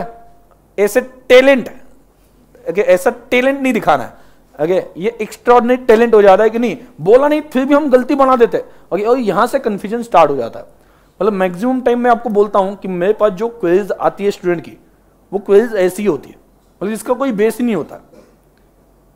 समझ आ गया? बेस नहीं होता मतलब क्या, उन्होंने अननेसेसरीली वो प्रॉब्लम क्रिएट किया, और वो नॉर्मल वर्डिंग पे जाते तो कंफ्यूजन नहीं था, उनको पता था कि इतना अगर हो तो ये करना चाहिए, और उन्होंने क्या सोचा कि सर अगर ये डेबिट का क्रेडिट में गया तो क्रेडिट का किधर गया। समझ में आ गया? ओके, मतलब ऐसा थोड़ी ना है कि मतलब वहां पे एक रूम है जिसमें 2 ही लोग रह सकते हैं, या एक ही रह सकता है, एक चला गया तो दूसरे को निकलना पड़ेगा, ऐसा थोड़ी ना है। बहुत जगह है, दोनों मिलकर खेलेंगे, ओके, तो कोई प्रॉब्लम नहीं। ये भी जाके वहां पे बैठ गया, वो भी है, ठीक है, उनका चल रहा है अच्छा खासा, क्यों निकाल रहे हो दूसरों के बाहर, ठीक है। हम सिंगल है तो उनका भी वहां पे देखा नहीं जाता, ऐसा कुछ है क्या? जाने दो, उन दोनों का चल रहा है, चलने दो ना। समझ में आया? ठीक है। तो बिल्कुल भी कहना एक है कि इससे आपके, मान लो जो भी आपके डाउट्स आते हैं ना, मान लो कि आपके डाउट्स आगे 10, उसमें से 8 to 9 डाउट्स आपके इस वजह से बच सकते हैं अगर आपने सेंटेंस जैसा दिया है वैसे पढ़ लिया तो, और बाकी आगे का दिमाग नहीं लगाया तो। आगे का मतलब क्या, ये डेबिट पे गया तो डेबिट वाला मतलब क्रेडिट वाला कहां पे गया, या ये डेबिट पे गया तो डेबिट साइड पे जो आइटम होना चाहिए वो कहां पे गया। याद रहेगा? इतना स्ट्रिक्टली फॉलो करना, क्योंकि आपको भी परेशानी होगी उससे और मुझे भी होगी, क्योंकि आपको परेशानी, आप अननेसेसरी सोचते होगे, बाद में आप किसके पास आओगे? मेरे पास, और मुझे फिर से वही पॉइंट समझाना पड़ेगा, अरे तू ऐसा क्यों सोचता है, और बताने के बाद भी वही गलती की तो और परेशान, मतलब टीचर को ऐसा लगता है फिर क्लास में क्या कर रहा था, मतलब, ठीक है। तो ध्यान देना उतना कि जितना बताए उतना ही strictly follow. Read the sentence, read the error properly, उसके आगे जो बताया हम सोचेंगे किस बारे में, अभी इसके इफेक्ट के बारे में सोचेंगे, हम ये नहीं सोचेंगे कि इसमें ये गलती हो गई तो दूसरे में क्या गलती हो गई, ऐसा नहीं सोचना, जितनी बताई उतनी गलती है। क्लियर? यहां पे लिख देना डिफरेंस ऑफ लोअर साइड जो लिखा है, जहां कम वहां हम भागे ना। कौन बोल रहा है ऐसा? सस्पेंस अकाउंट, जिते कमी तिते हमी।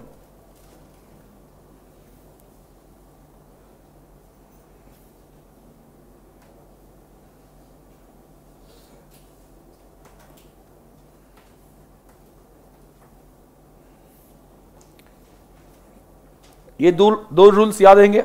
ओके, और एक लगता है तो लिख देना वहां पे, ठीक है। If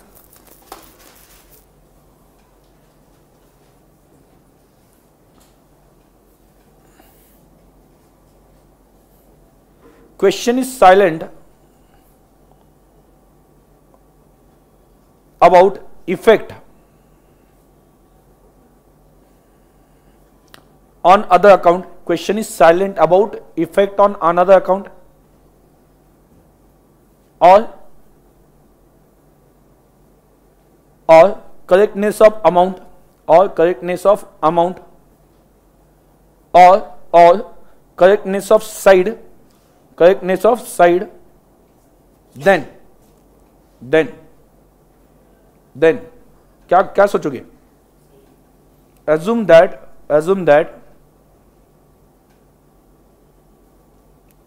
it is correct। कुछ बोला नहीं मतलब करेक्ट है,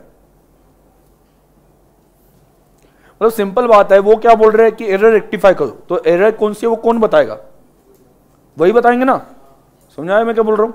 तो एरर बताई तो रेक्टिफाई कर लेंगे ना, उन्होंने बताई नहीं एरर, तो हम रेक्टिफाई किस बात पे बात के लिए करेंगे? तो ये स्ट्रिक्टली फॉलो करना, क्योंकि इससे बहुत सारे डाउट्स मेरे सामने आते हैं और मैं जो तरीका बोल रहा हूं उसी तरह से सॉल्व करना, तो कंफ्यूजन कम होता है। जैसे फॉर एग्जांपल स्टूडेंट क्या करते हैं, गलती देख ली कि इमीडिएटली वहां पे सस्पेंस अकाउंट में क्या इफेक्ट आ गया सोचते, ऐसा नहीं सोच जाता है। मैंने क्या बोला, गलती हो गई तो मैं पहले क्या सोचूंगा, गलती की वजह से डेबिट और क्रेडिट में कितना डिफरेंस आया, तो डिफरेंस कौन सी साइड पे आया ये इमीडिएटली याद आता है। हम ट्राई करेंगे डिफरेंस कौन सी साइड पे आ गया, कौन सी साइड कम है, तो वो सस्पेंस अकाउंट को इफेक्ट गया होगा। और अभी सस्पेंस अकाउंट को अगर डेबिट गया होगा तो बाद में रेक्टिफिकेशन कर दो, क्रेडिट कर दो। कभी भी सस्पेंस अकाउंट पहले सोचा नहीं जा सकता जब तक आप गलती की वजह से डिफरेंस नहीं निकालते। जैसे कि कुछ एग्जांपल लेके चलते हैं, ठीक है। जैसे कि क्या हम मान के चलते हैं, हाँ, सैलरी पेड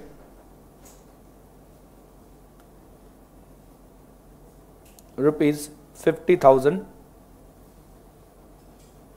credited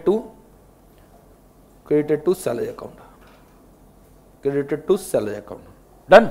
ये आपके सामने गलती बता दी, जितना बोला है उतनी गलती है। क्लियर? क्या बोला है, salary paid 50,000 is credited to salary account. यहां पे किस चीज के बारे में उन्होंने बोला नहीं है, कैश के बारे में। Salary account debit to cash होना चाहिए था, उन्हें कैश का कुछ भी नहीं बोला। मतलब गलती किसमें, सिर्फ सैलरी में। मतलब सैलरी को क्या मिलना चाहिए, डेबिट। मैं आपको करेक्ट एंट्री लिख के दिखाता हूं, ठीक है। Salary account debit to cash account, कितना 50। अमाउंट में गलती बताई है नहीं, मतलब वो करेक्ट है। जो गलती नहीं बताई वो करेक्ट है। क्लियर? आगे आपने क्या किया, सैलरी को क्रेडिट कर दिया, मतलब सैलरी को डेबिट। ये करेक्ट एंट्री आनी चाहिए थी। ये बाद में आपको आदत पड़ेगी, सोचना, लिखने की जरूरत नहीं। अभी मैं आपके सामने प्रेजेंटेशन लिख के कर रहा हूं, ठीक है, ध्यान देना। Salary account debit to cash account, आपने इनकरेक्ट क्या किया, सैलरी को क्रेडिट दिया तो कैश को, कौन था वो, बताओ मुझे। हाँ ठीक है, तो फिर से वो गलती की तो फेंक के मारूंगा कुछ, तो मेरे हाथ में जो आया वो, ठीक है। तो वही मैं चीज बोल रहा हूं कि नहीं बताया तो गलती नहीं है। डोंट वरी, मैं सच में फेंक के नहीं मारता, नहीं तो आगे बोलना बंद कर दोगे, ठीक है। बट ऐसा फीलिंग आती है, अभी तो बोला ना मैंने, क्यों गलती करते हो ऐसा, ठीक है। बट मैं उतना पेशेंस है मेरे पास, ठीक है, टेंशन मत लेना। ओके, तो टू कैश, कैश का कुछ भी नहीं बोला, मतलब कैश तो क्रेडिट साइड पे आएगा, कितना 50,000 to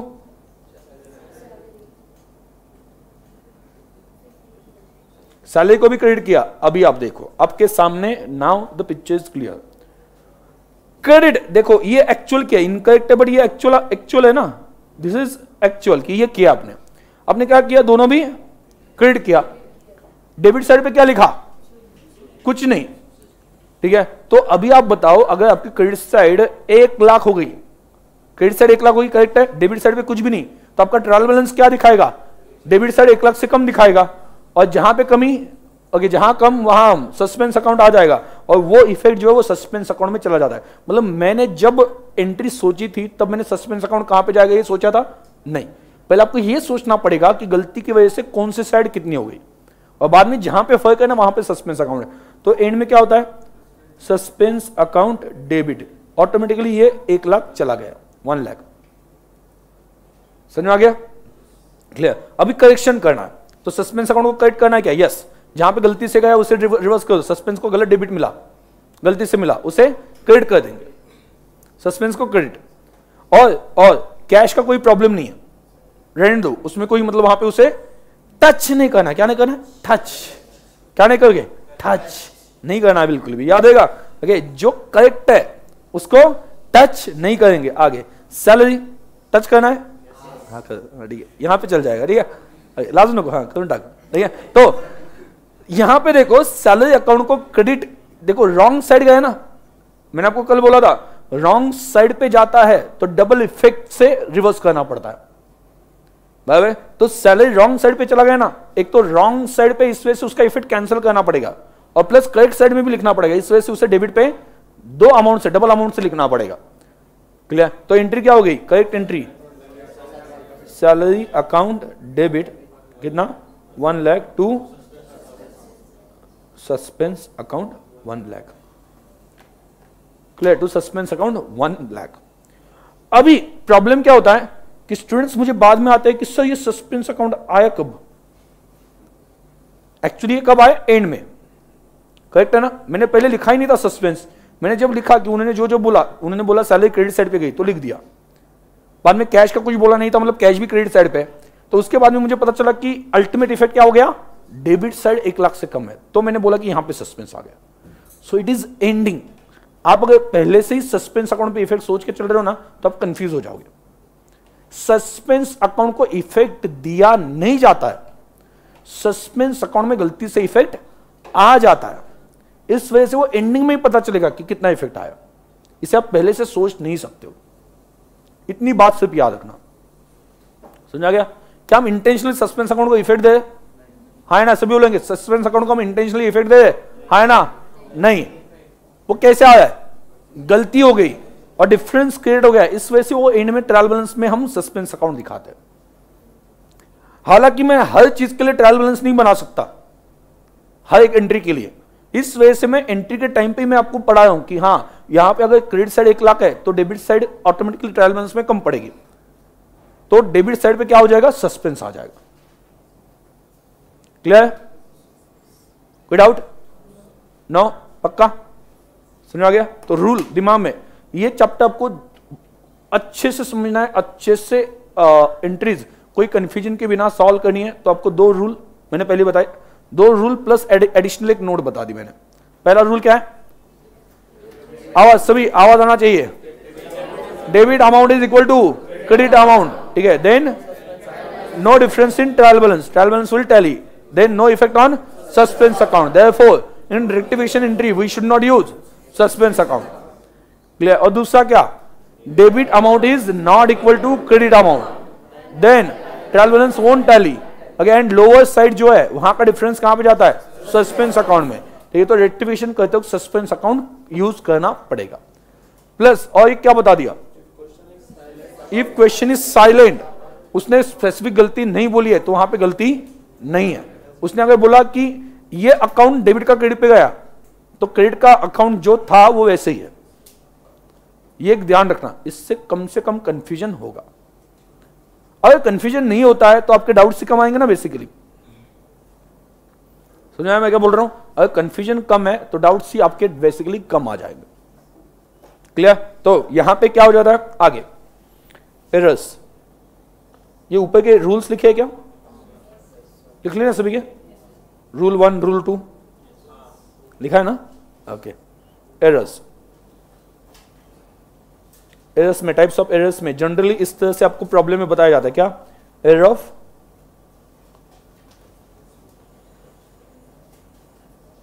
principles and clerical errors.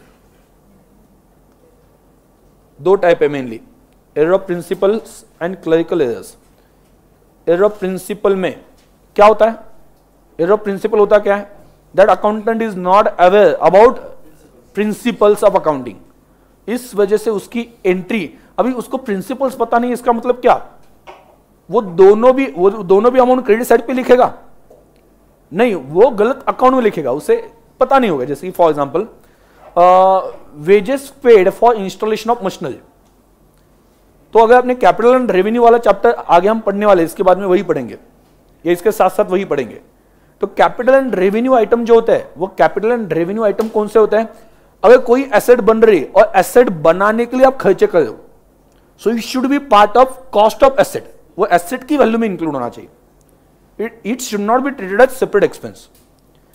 Asset बनने तक, एसेट रेडी टू यूज होने तक जो भी खर्चा आया, एसेट रेडी टू यूज होने तक जो भी खर्चा आ गया, वो पूरा खर्चा एसेट की कॉस्ट में डालना चाहिए, क्योंकि एसेट का खर्चा है ना, तो एसेट की कॉस्ट में जाना चाहिए।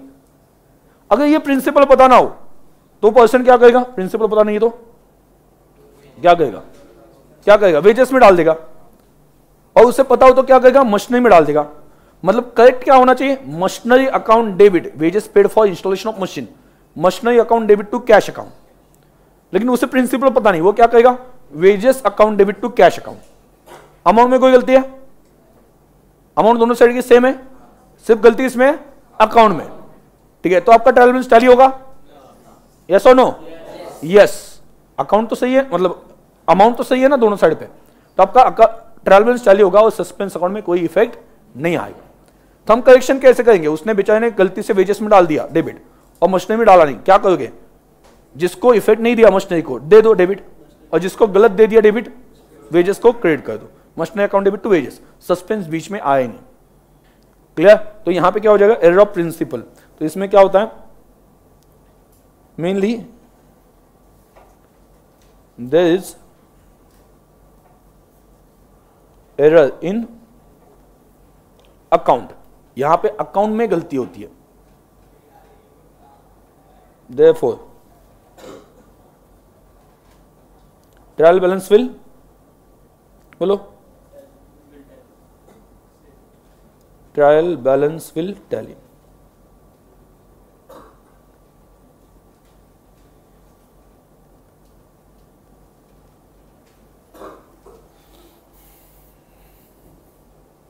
ठीक है? ओके। और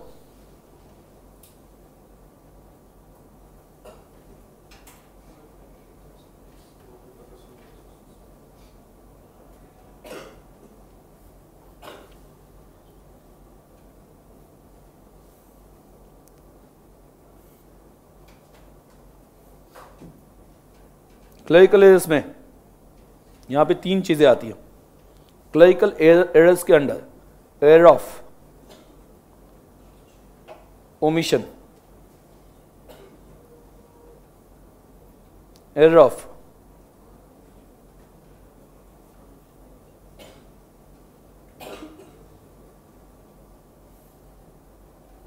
commission and compensating errors, compensating errors।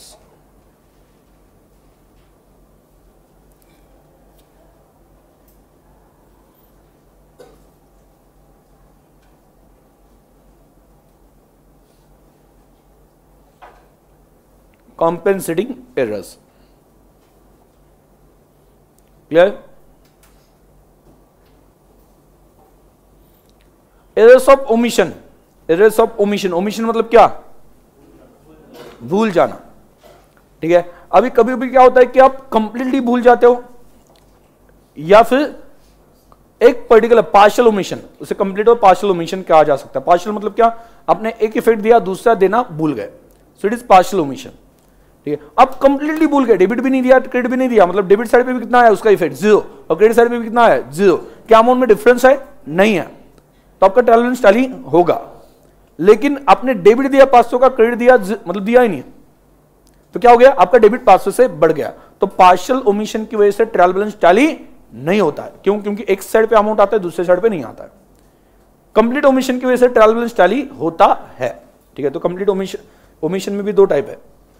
पहला कंप्लीट, दूसरा क्या, partial. Complete omission no effect on TB और पार्शियल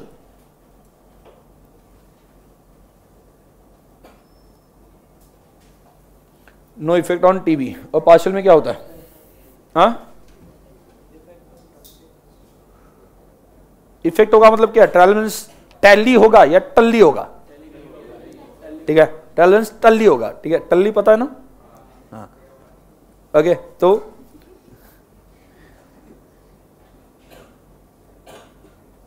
टीबी वोंट टैली, उसका बैलेंस बिगड़ जाएगा, मतलब वो टल्ली हो जाएगा। पता है ना, बैलेंस बिगड़ जाता है। बड़ा एक्सपीरियंस है आप लोगों को। हाँ, देखा है? आपके साथ रह के लगता है मैं भी बिगड़ जाऊंगा। ऐसे एक्सप्रेशंस तो दिख रहे हैं जैसे कि दूध के धुले हुए हैं। ओके, जब पूछा कि हाँ पता है ना, तो कॉन्फिडेंस, हाँ सर पता है, हाँ, स्माइल के साथ। ठीक है, ये obviously it depends on, it is subjective concept. किसी को लगता है कि वो ड्रिंक लेना अच्छी बात है, किसी को लगता है नहीं। आप अगर स्पेसिफिकली जो लोग पीते हैं उनको जाके बताते हो कि ड्रिंक लेना खराब है, तो वो उसका इंपॉर्टेंस समझा देंगे। ठीक है, ओके, इंपॉर्टेंस मतलब इंपॉर्टेंस उनका, मुझे जो एग्जांपल्स मिले वो एग्जांपल ये कुछ इस सेक्चुअल में मिला है। ठीक है, तो एग्जांपल ऐसे मिले कि अरे भगवान लोग भी मदिरा पीते थे। ठीक है, तो हम तो इंसान है, ओके, उनके लिए बुरा नहीं था, तो हमारे लिए क्या क्या खराब चीज है। ठीक है, बाद में दूसरा होता है कि नहीं, मतलब वो उससे हेल्थ अच्छी होती है, तबीयत अच्छी होती है। ठीक है, अगर आपने थोड़ी सी ड्रिंक ले ली तो तबीयत अच्छी होती है। ठीक है, तीसरा वहां पे क्या, अगर कफ हो गया ये तो थोड़ी थोड़ी लेनी चाहिए। ठीक है, तो ऐसे ही खुद हाँ चलो आज ले लेते हैं। ठीक है,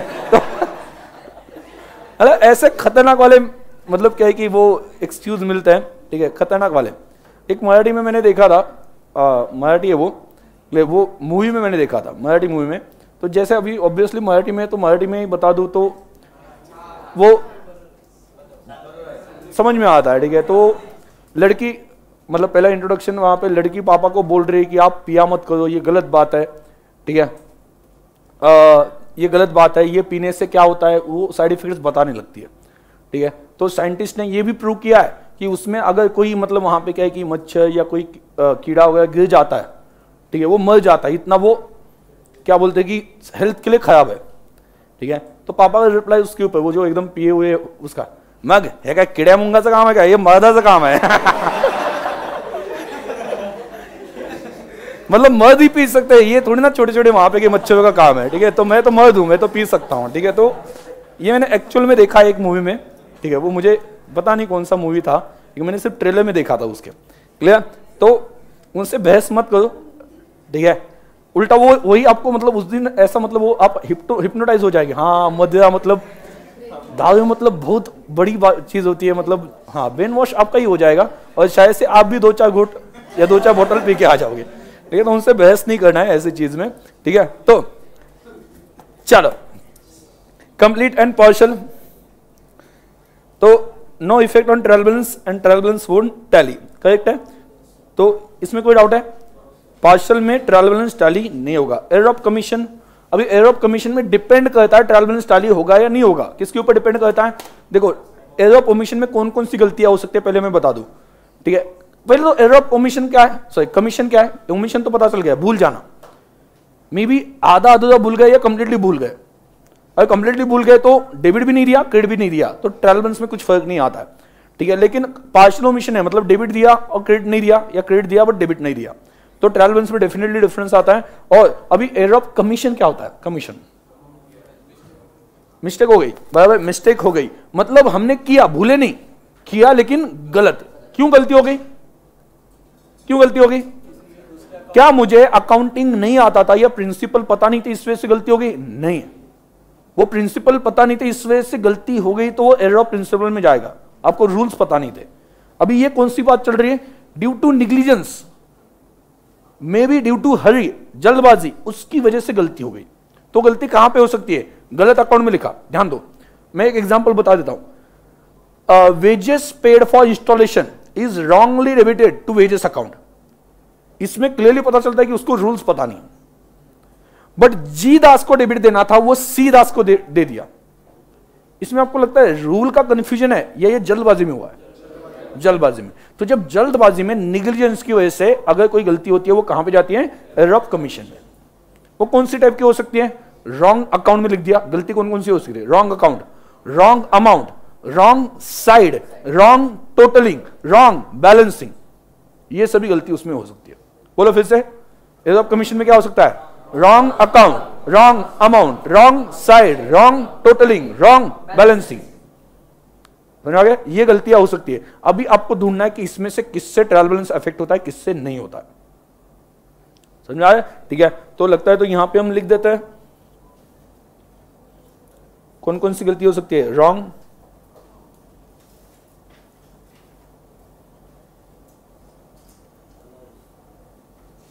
इसमें क्या होता है? रॉन्ग, बोलो क्या क्या बताया मैंने अभी?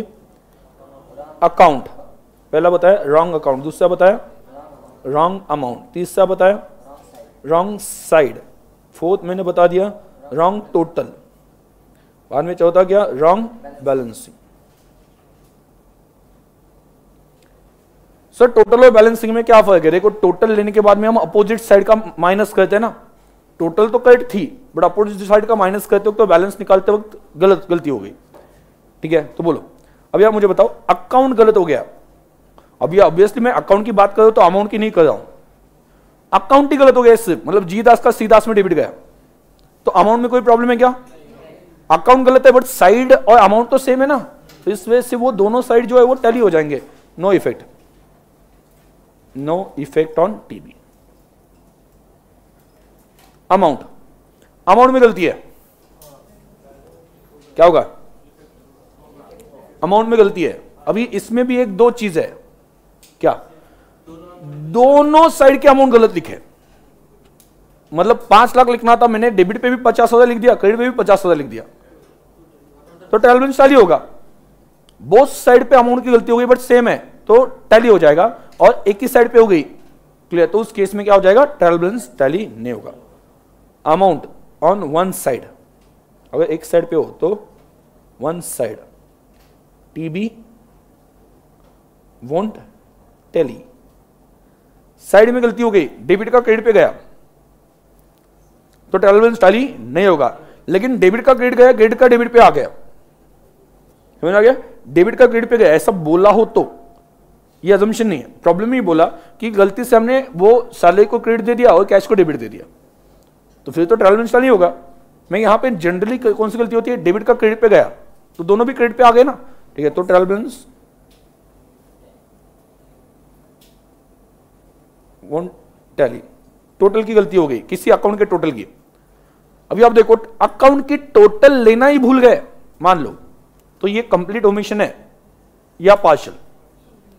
अकाउंट की टोटल लेना भूल गए, ये टोटल लेना भूल गए, एक अकाउंट की कंप्लीटली टोटल लेना भूल गए, इज इट पार्शियल ओमिशन और कंप्लीट ओमिशन? कौन सी है? कुछ लोग कंप्लीट बोल रहे हैं, कुछ लोग पार्शियल बोल रहे हैं। अच्छा, कितने लोग कंप्लीट बोल रहे हैं? कंप्लीट ओमिशन बोलो, गलती हो गई तो क्या? इतने ही लोग सिर्फ। जिन्होंने बाद में हाथ नहीं उठाया ना, मेरा ध्यान है, हाँ, मतलब दोनों में से किसी जगह पे तो आपको ओपिनियन देना पड़ेगा, ठीक है? कितने लोगों ने, मैं ध्यान देता हूं वही, कितने लोग हाथ ही नहीं उठाते? ठीक है, हाथ ऊपर ही ना, या बिजी है कहीं पे? हाँ हाँ, ठीक है, तो सभी लोग बताएंगे कितने लोगों को लगता है कि कंप्लीटली मतलब एक अकाउंट की टोटली नहीं ली तो ये कंप्लीट ओमिशन है। ऐसा कितने लोगों को लगता है? फिर से पूछ रहा हूं। हाँ, और कितने लोगों को लगता है कि ये पार्शियल ओमिशन है? देखो फिर से ठीक है, अब कौन सी साइड पे हो? पार्शियल। ठीक है, तो पार्शियल क्यों, आपको पार्शियल क्यों लगता है?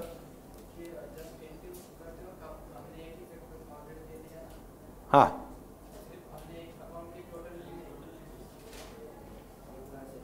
ठीक है, ठीक है, जो भी एक्सप्लेनेशन है, बट भावना पूछ लिया। ओके, तो परफेक्ट है, तालियां उसके लिए। ओके, तो क्या है, मैंने एक अकाउंट की टोटल नहीं ली, एक अकाउंट में एक ही इफेक्ट था और वो जो इफेक्ट था उसका दूसरा किसी और अकाउंट में था। करेक्ट है ना? मैंने जब भी एंट्रीज की तो इस अकाउंट में एक इफेक्ट दे दिया और दूसरे अकाउंट में एक इफेक्ट दे दिया। तो मैं अगर इस अकाउंट की टोटल नहीं लेता हूं लेकिन बाकी अकाउंट की तो टोटल ली जाएगी ना, मतलब बाकी अकाउंट के इफेक्ट्स आ जाएंगे और ये अकाउंट का नहीं आएगा, तो इसे पार्शियली मानना पड़ेगा, उससे ट्रायल बैलेंस अफेक्ट होता है। क्यों? क्योंकि जिस अकाउंट को हम भूल गए उस अकाउंट की टोटल नहीं आए, बट उस अकाउंट के जो दूसरे, मतलब जैसे कि इस अकाउंट में क्रेडिट दिया है तो दूसरे अकाउंट को डेबिट दिया होगा ना, उसकी तो टोटल नहीं बोले ना हम, बराबर। तो इस वजह से जब भी आपके टोटल में गलती होती है ना एक अकाउंट के, तो आपका ट्रायल बैलेंस टैली नहीं होता है, क्योंकि उसके इफेक्ट्स किसी और अकाउंट में और वो करेक्ट चल रहा है। ठीक है, सो ट्रायल बैलेंस वोंट टैली।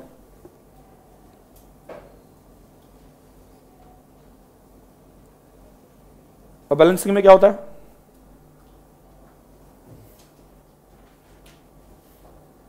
वही ट्रायल बैलेंस वोंट टैली।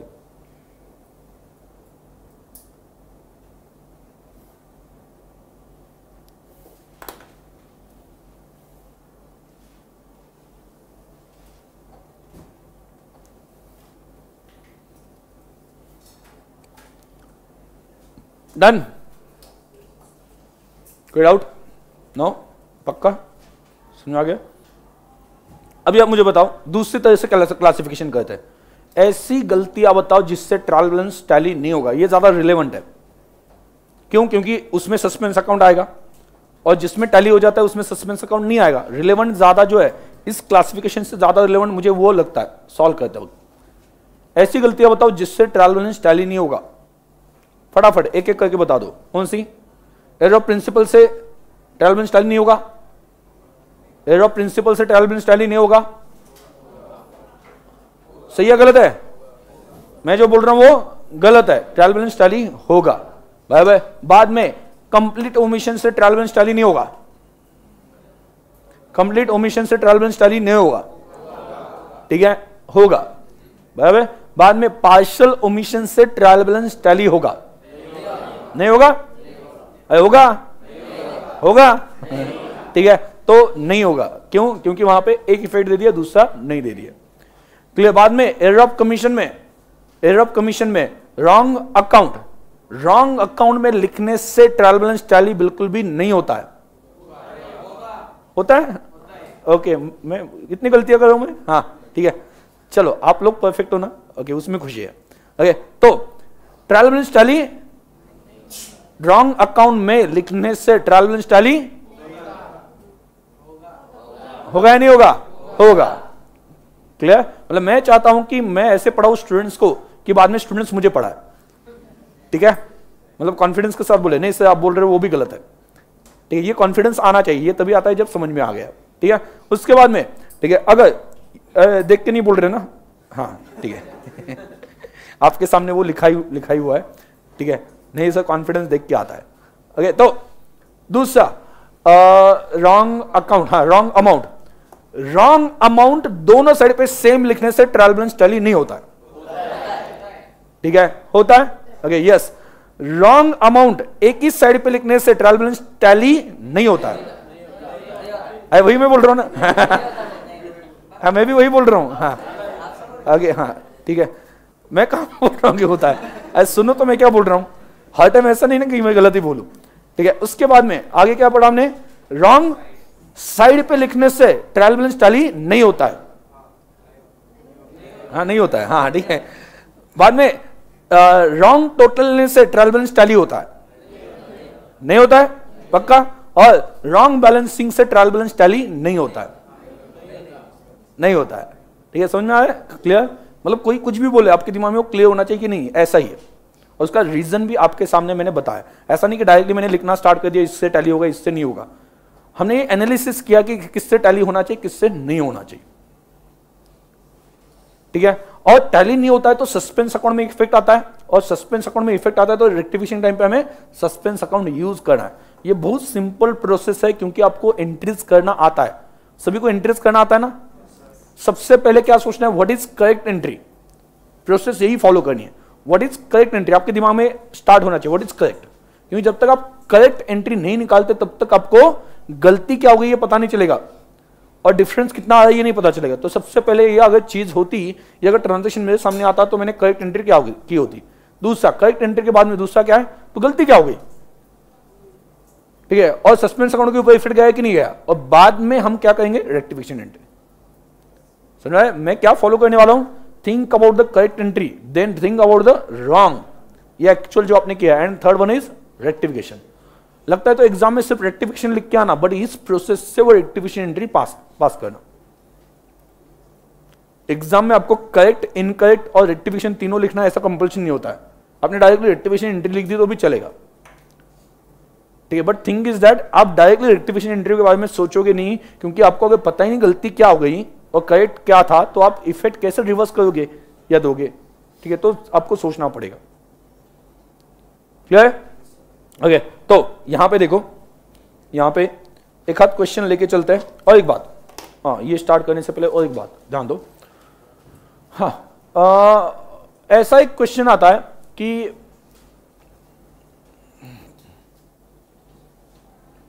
आपका जो सब्सिडी बुक है, सभी को पता है सब्सिडी बुक, परचेज बुक, ठीक है, परचेज बुक। अभी अगला क्वेश्चन क्या आता है कि एक परचेस किया था from mister X, it is wrongly recorded in sales book. Account नहीं बोल रहा हूं, wrongly recorded in sales book. अगर बुक में गलत बुक में चला गया तो दोनों इफेक्ट गलत हो गए या एक इफेक्ट गलत हो गया, ऐसा मुझे पूछना है।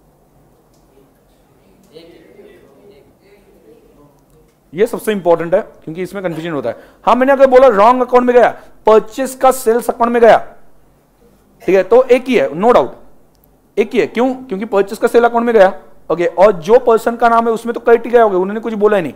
बट थिंग इज दैट उन्होंने क्या बोला, परचेस बुक की जगह पे सेल्स बुक में लिखा। बोलो,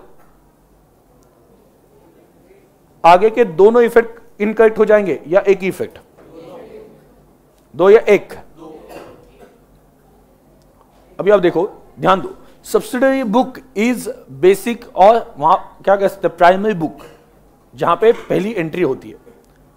भाई आप मुझे बताओ, सब्सिडी बुक ये जर्नल है कि लेजर है?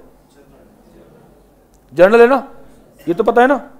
सब्सिडी बुक्स जर्नल है, बेसिकली जर्नल है। जर्नल को हम जब हिस्सों में डिवाइड करते हैं, कैश बुक, ओके, इस तरह से निकलता है कैश बुक, बाद में क्या purchase book, sales return book. Okay, ये हमने क्या किया, सिंपल बात है कि हमारे पास क्या था, इतने सारे ट्रांजैक्शंस होते थे, लाखों ट्रांजैक्शंस होते थे, हजारों ट्रांजैक्शंस होते थे। अगर एक ही जर्नल में सभी ट्रांजैक्शन लिखे जाए तो उसमें से एक ट्रांजैक्शन ढूंढना बहुत मुश्किल जाएगा। तो हमने क्या किया, जर्नल को डिवाइड किया। जर्नल को डिवाइड किया, कैसे डिवाइड किया जर्नल को हमने? ठीक है, अगर सेल्स के ट्रांजैक्शन होते हैं, उधारी पे सेल किया तो सेल्स बुक में लिख देंगे। मतलब कल जाके एक पर्सन कस्टमर आ गया, वो बोलता है कि मैंने उस दिन से ट्रांजैक्शन किया, तो वो बताओ। तो हमें सभी एंट्री चेक करने की जरूरत नहीं है। अगर एक ही बुक में सभी लिखते हैं तो हर एक एंट्री चेक करते जाना पड़ता ना, उसको डेट भी अप्रोक्सीमेटली याद है। तो आप क्या करते हो, सभी एंट्री चेक करते हो। उसकी जगह पे आपने सेल्स बुक अलग बनाया हो तो आप क्या करोगे, सभी एंट्री चेक करने की जरूरत नहीं, सिर्फ सेल्स बुक में जाओ, वो एंट्री चेक कर लो, मतलब आपका काम कम हो गया। बराबर, रिकॉर्ड प्रॉपर्ली मेंटेन हो गए जब ज्यादा होते हैं। और ज्यादा ट्रांजैक्शंस नहीं है तो ज्यादा ट्रांजैक्शंस नहीं है तो आप क्या करो कि एक ही जर्नल बना लो, उसमें अलग अलग क्यों करते हो, वैसे भी एंट्री ज्यादा नहीं, मतलब सिंपल बात है। ओके, आप क्या करते थे 12th में, जब आप 12th में थे, 12th में आपने क्या किया था, हर सब्जेक्ट के लिए एक एक बुक मेंटेन की थी कि नहीं? भाई अभी FY में कितनी बुक्स मेंटेन की? हर सब्जेक्ट के लिए एक या सभी सब्जेक्ट के लिए एक? सभी सब्जेक्ट के लिए एक। पहले सोचा था कि नहीं हम कॉलेज जाएंगे हर सब्जेक्ट का जो लिखा है वो लिख देंगे, बाद में वो चेंज हो गया और बाद में एक ही सब्जेक्ट में पेज पलट के दूसरे सब्जेक्ट का लिखता है एक ही बुक में। मैक्सिमम लोग मेरे हिसाब से ऐसा ही करते होंगे, ठीक है। अगर आप टैलेंटेड वो कैटेगरी के नहीं हो, ठीक है, तो आपने एक ही बुक मेंटेन की हो, वो बुक भी कंप्लीट नहीं होती है, ठीक है। अभी FY खत्म होने को आ गया, आपकी एक बुक कंप्लीट हो गई क्या सभी सब्जेक्ट्स मिला के? नहीं हुई, ठीक है, ग्रेट, आप सही जा रहे हो। हाँ, ओके, बाद में वही बुक SY में यूज करेंगे, SY में भी कंप्लीट नहीं होगी वो, ठीक है। बाद में TY में यूज कर लेंगे, TY में भी कंप्लीट नहीं होगी, आई एम श्योर, ठीक है। बाद में आप क्या करोगे, आपके बच्चे को, पोते को दे दोगे, वो कहोगे कि तुम्हारे दादाजी ने यूज की थी ये बुक, ठीक है, तुम भी यूज कर लो, मतलब ये घराने की बुक है, ठीक है, तुम भी तुम्हारे BCom के लिए यूज कर लो, मतलब कंप्लीट नहीं होने वाली। हम क्या जाके बैठते हैं, एक तो जाते नहीं क्लास कॉलेज को, और जितना जाते तो लिखते नहीं, ठीक है, और लिखा तो ऐसा दिखाने के लिए लिखते हैं, हाँ मैडम देख रही तो हाँ लिख लो, ओके, ये टाइप का लिखते हैं, ओके। तो आप जिस प्रोसेस से जा रहे हो उस प्रोसेस से मैं भी गया हूं, ऑब्वियसली मुझे पता है। तो कहना क्या है कि जब वॉल्यूम ज्यादा था 12th में लिखने का, तो आपने क्या किया, अलग अलग बुक्स मेंटेन किए, ठीक है, और वॉल्यूम कम हो गया तो आपने क्या किया, सभी के लिए एक ही बुक मेंटेन किया। तो जर्नल का लॉजिक वही है, और ट्रांजैक्शन ज्यादा ना हो तो एक ही जर्नल, ठीक है, और ट्रांजैक्शन ज्यादा हो तो आप क्या करो, अलग अलग टाइप के लिए अलग अलग जर्नल बना लो, सेपरेट जर्नल। मतलब ये सब्सिडी बुक्स क्या होते हैं, बेसिकली जर्नल ही होते हैं। अभी जर्नल से पोस्टिंग होती है, अगर आपने गलत जर्नल में लिखा तो पोस्टिंग दोनों साइड पे गलत होगी ना। मतलब मैंने सेल्स बुक में लिखा मिस्टर ए, सेल्स बुक में आप याद कर लो कैसे लिखते हो, नाम लिखते हो, एंट्री नहीं होती है, नाम लिखते हो, अमाउंट लिखते हो, तो बाद में आप पोस्टिंग करो तो पोस्टिंग क्या होती है, सेल्स बुक की पूरी पोस्टिंग सेल्स अकाउंट में एक साथ होती है, और वो जो पार्टीज है उनके कस्टमर के कहां पे जाता है, डेबिट साइड पे जाता है। अगर आपने एक बार सेल्स बुक में लिख दिया उसका नाम, तो आप क्या मानोगे, उस पर्सन को सेल हुआ है या परचेस हुआ है, सेल हुआ है वही मानोगे ना। तो पोस्टिंग दोनों आगे गलत हो जाएगी, क्यों, क्योंकि बेसिक बुक में ही गलती कर दी आपने। और जब मैं बोल रहा हूं कि परचेस अकाउंट का सेल्स अकाउंट में लिखा गया, तो ये बेसिक प्राइमरी बुक में एंट्री नहीं होगी, लेजर में गलती होगी, लेजर में गलती होगी। तो लेजर में पोस्टिंग दो अकाउंट में होता है, one is in sales, okay, मतलब purchase, another is in supply. तो सप्लाई में आपने करेक्ट लिखा होगा, लेकिन ये अकाउंट गलत हो गया, ऐसा हो सकता है। तो याद रखना, बेसिक बुक जो है सब्सिडी बुक, उसमें ही गलती हो गई तो आपके आगे के दोनों इफेक्ट गलत हो जाते हैं। समझ में आया मैंने क्या बोला? क्योंकि मैंने अगर सेल्स बुक में मिस्टर ए नाम लिख दिया और अमाउंट लिख दिया, तो आगे मैं क्या करूंगा, पोस्टिंग कैसे करूंगा, सेल्स में पूरा अमाउंट एक महीने का क्रेडिट कर दूंगा। ये तो पता है ना आपको कि सेल्स बुक की total periodical total sales account को क्रेडिट की जाती है, और कस्टमर उसमें जो नाम लिखे उनको इंडिविजुअल डेबिट दिया जाता है, इंडिविजुअल दिया जाता है, क्योंकि हम पार्टीज की टोटल नहीं ले सकते, क्योंकि पार्टीज तो अलग अलग है ना। तो पार्टीज में मुझे ए का अलग, बी का अलग, सी का अलग, डी का अलग ऐसा करना पड़ेगा, समझ आ गया? तो उसमें इंडिविजुअल पोस्टिंग होती है। तो इंडिविजुअल पोस्टिंग मोस्टली कहां पे जाएगी, और सेल्स बुक में लिखा है तो अकाउंटेंट क्या सोचेगा, इसको सेल ही हुआ है। अगर उसे पता चल गया तो पूरा रेक्टिफाई उसी टाइम पे कर देगा, बचेगा ही नहीं। और उसे पता चल गया कि नहीं, मतलब जब वो चेक करे पोस्टिंग करे तब पता चल गया कि नहीं ये सेल्स बुक में गलती से आ गया, क्या करेगा, वहां से निकाल देगा और कहां पे डालेगा, परचेस बुक में। और उसे पता ही नहीं चला, इसका मतलब वो आगे क्या कंटिन्यू कर रहा है, उसे सेल मान के कंटिन्यू कर रहा है ना। तो अगर गलत बुक में आपने लिख दिया, बेसिक बुक में गलत, बुक में गलत, सब्सिडी बुक में लिख दिया, ऑटोमेटिकली क्या हो गया, आगे के इफेक्ट्स सभी गलत हो गए, बोथ इफेक्ट्स। लेकिन एक अकाउंट में गलत लिख दिया तो दूसरे अकाउंट में सही लिखा होगा, करेक्ट है? ठीक है, तो आप लगता है तो लिख देना। और एक point,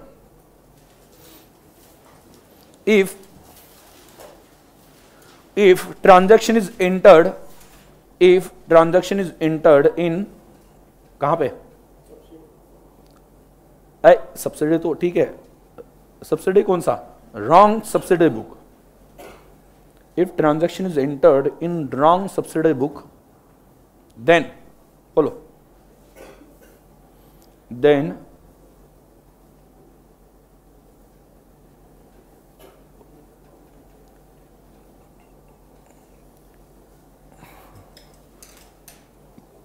effects of posting in both accounts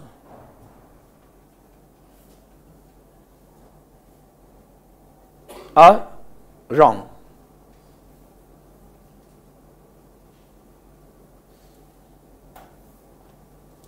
correct है? कोई डाउट नहीं? पक्का? अगर वो बोल रहे कि नहीं, ऐसा भी बोल सकते हैं कि this transaction is entered in sales book instead of purchase book, but suppliers effect is correct, तो उस केस में क्लियर हो गया। उन्होंने नहीं बोला ना, क्या बोला कि परचेस का सेल्स में लिखा बट सप्लाई को करेक्ट इफेक्ट दे दिया, मतलब वहां पे क्लियर एक इफेक्ट गलत हो गया। बट उन्होंने कुछ भी नहीं बोला, उन्होंने सिर्फ क्या बोला, परचेस का सेल्स में चला गया। तो अपना प्रिलिमिनरी अजम्पशन क्या बनता है कि आगे के दोनों इफेक्ट गलत होते गए होंगे ना, क्योंकि बेसिक बुक में गलती कर दी तो आगे पोस्टिंग भी तो गलत ही हो जाएगी। तो ऐसे दो टाइप के ट्रांजैक्शंस आते हैं जनरली। क्लियर? कोई डाउट यहां तक? नहीं? पक्का? एक बार देख लो क्या क्या पढ़ा है, कुछ कंफ्यूजन हो तो बता दो मुझे, तब तक मैं थोड़ी सी ले लेता हूं। मतलब क्या बोल रहा था? हाँ, थोड़ा सा ले लेता हूं मैं। हाँ, ड्रिंक।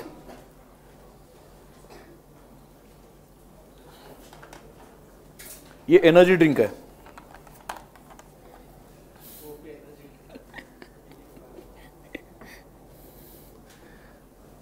हाँ,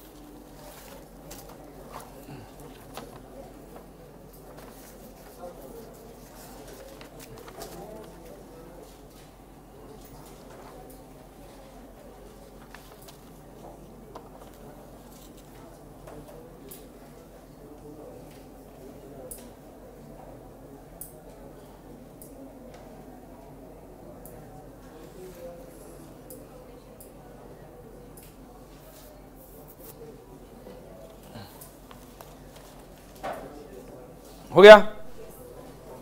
देख लिया? कुछ पूछना है? कोई आखिरी डाउट? आखिरी डाउट मतलब अभी ये कंसेप्ट से रिलेटेड। हाँ, ख्वाहिश नहीं पूछ रहा हूं, तो ख्वाहिश तो बहुत है अभी तो आपकी ख्वाहिश है, उसके लिए तो काम चल रहा है ना? ठीक है। हाँ, ध्यान देना, अभी ये स्टार्ट करने से पहले थोड़ा मैं बेसिक बता देता हूं, आगे जाके मैं जब भी बोलूंगा आपको थोड़ा सा मतलब क्विकली वो याद आएगा मैंने क्या बोला था। तो ये बेसिक क्या, ओके, आपको 3 अकाउंट पता है, कौन से?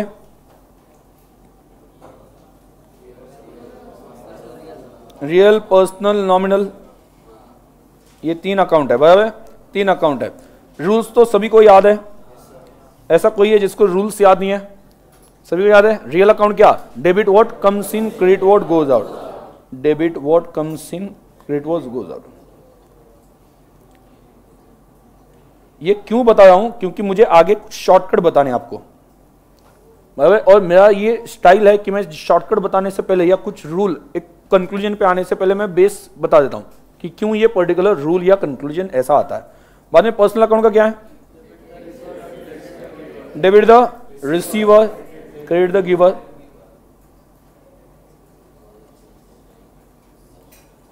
आगे डेबिट ऑल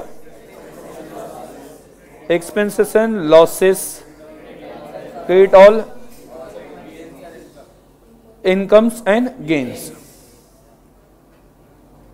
वाओ, आपको तो सब आता है,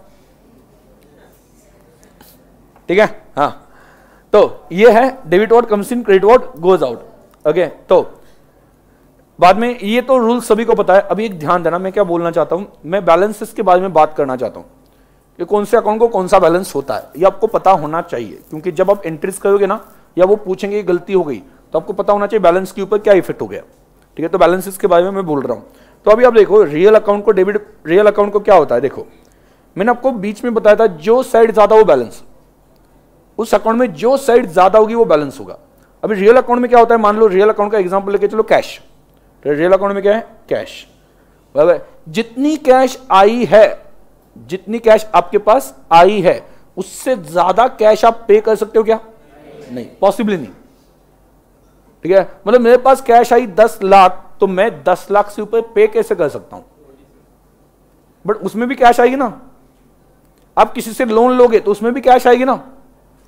बराबर, मतलब मेरे पास 10 लाख है बट मैं 15 लाख पेमेंट कर रहा हूं, ये कब पॉसिबल है? मैं किसी से 5 लाख ले लूंगा, तो वन सेकेंड वही हुआ ना, 15 लाख आए तभी तो 15 लाख गए। ठीक है, तो सिंपल बात है, मतलब debit what comes in, debit कितना होता है 10 लाख, तो क्रेडिट मैक्सिमम कितना हो सकता है 10 lakh.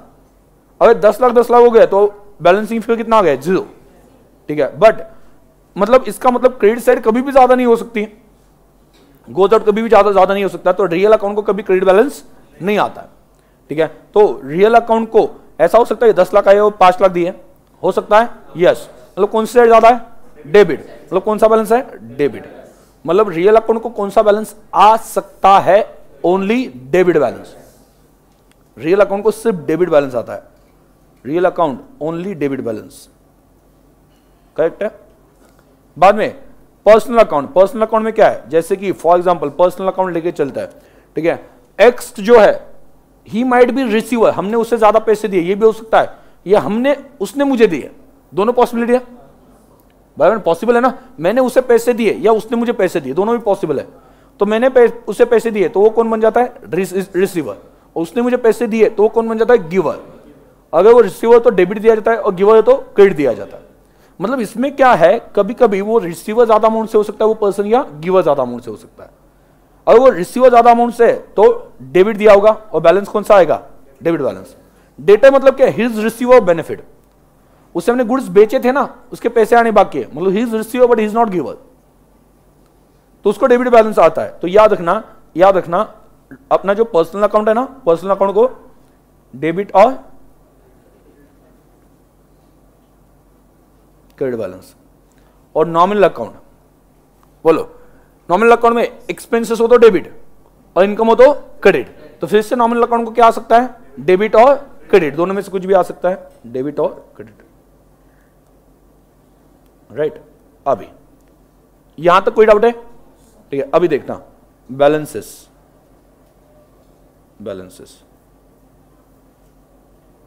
Debit and credit. Right, दो ही तरह के होते हैं, डेबिट और क्रेडिट। अभी डेबिट कैसे आएगा, रियल को आ सकता है, बराबर, और किसको आ सकता है, पर्सनल को, किसको आ सकता है, पर्सनल। ठीक है, और तीसरा कौन सा, नॉमिनल। तीनों को डेबिट बैलेंस आ सकता है। अगर रियल को डेबिट बैलेंस आया, एसेट है, cash, plant and machinery, building, assets है, clear. Cash, P&M, plant and machinery, उसके बाद में बिल्डिंग, ये सभी डेबिट बैलेंस होते हैं। पर्सनल अकाउंट को डेबिट बैलेंस आया, पर्सनल अकाउंट को डेबिट बैलेंस आया, वो भी आपकी एसेट है। जनरली ये कौन सी होती है, करंट एसेट, लाइक डेटर्स, बाद में prepaid expenses,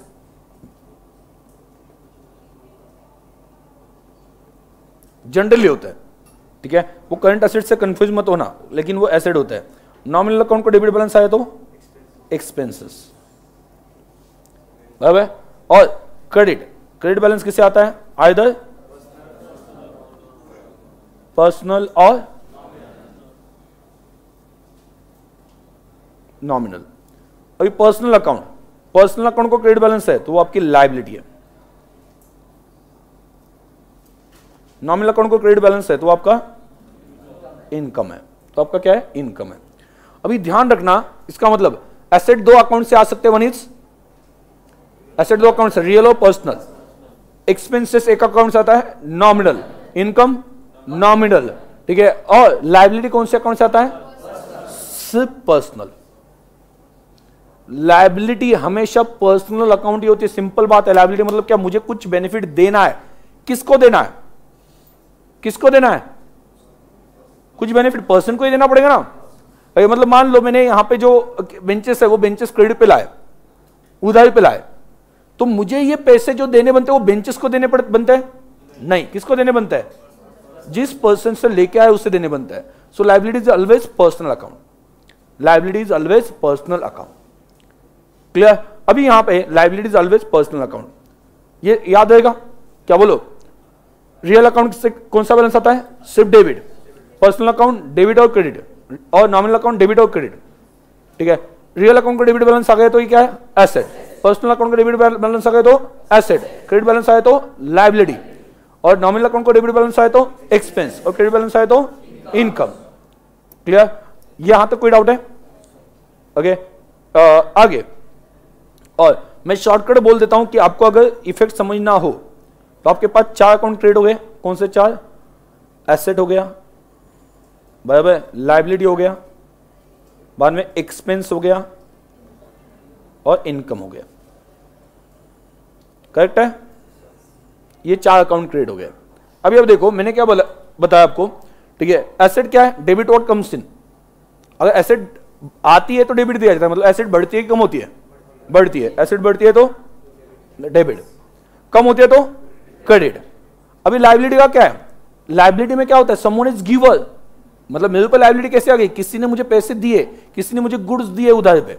so someone is giver, मतलब जब लायबिलिटी बढ़ती है तो क्रेडिट मिलता है, because that person is giver, ठीक है। और जब मैं उसे पैसे वापस करता हूं तो वो रिसीवर है, तो मेरी लायबिलिटी क्या हो जाती है? कम हो जाती है। मतलब लायबिलिटी कम होती है तो कहां पे लिखना है? डेबिट साइड पे। समझ आ रहा है? मुझे देखो आगे एंट्री करते वक्त मुझे रूल्स नहीं सोचने, मुझे फटाफट याद आनी चाहिए, ठीक है। जैसे कि एसेट बढ़ गई, मतलब मैंने एसेट परचेस किया, एसेट को डेबिट दे दो, ऐसा क्लिक होना चाहिए, रूल्स की जरूरत ही नहीं पड़नी चाहिए। बाद में डिप्रिसिएशन, एसेट डिप्रिसिएशन क्या हो गया? एसेट कम हो गई, एसेट को क्रेडिट, ऐसे फटाफट आना चाहिए। जब अभी मैं एंट्री करूंगा रेक्टिफिकेशन एंट्री, ठीक है, तो उस वक्त ये फायदा आपको हो जाएगा एंट्री करेक्ट क्या होनी चाहिए ये समझने के लिए।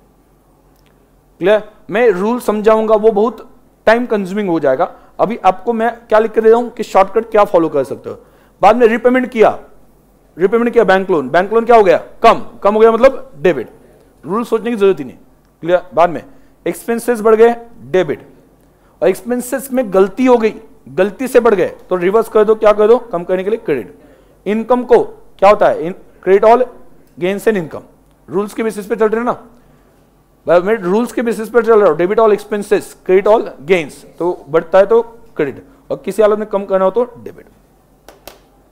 तो फिर से बोलो, एसेट बढ़ती है तो डेबिट, कम होती है तो क्रेडिट, लायबिलिटी बढ़ती है तो क्रेडिट, और कम होता है तो डेबिट, एक्सपेंसेस बढ़ते हैं तो डेबिट, ओके, और कम करना हो तो क्रेडिट, कम करना हो तो मतलब गलती हो गई, कम करना हो तो क्रेडिट, ठीक है। इनकम बढ़ता है तो क्रेडिट, कम होता है तो डेबिट। फिर से सभी लोग बता देंगे, ठीक है। एसेट बढ़ती है तो डेबिट, लायबिलिटी कम होती है तो क्विकली आना चाहिए ना ये, बराबर ना। और देखो आप इतना तो नॉलेज सभी को आया कि ये लायबिलिटी है, एसेट है, एक्सपेंस है कि इनकम है। ये आपके सामने जो आइटम है, ये रियल अकाउंट है या ये नॉमिनल अकाउंट है, ये सोचने के लिए टाइम लगता है, मतलब कंफ्यूजन होता है। समझ में आ गया? बट ये एसेट है कि लायबिलिटी, इतना तो हम इजीली पता कर सकते हैं ना, ठीक है। डेटर्स को गुड्स सेल किए, डेटर्स की वैल्यू बढ़ेगी कम होगी? बढ़ेगी। एसेट है डेबिट, बराबर?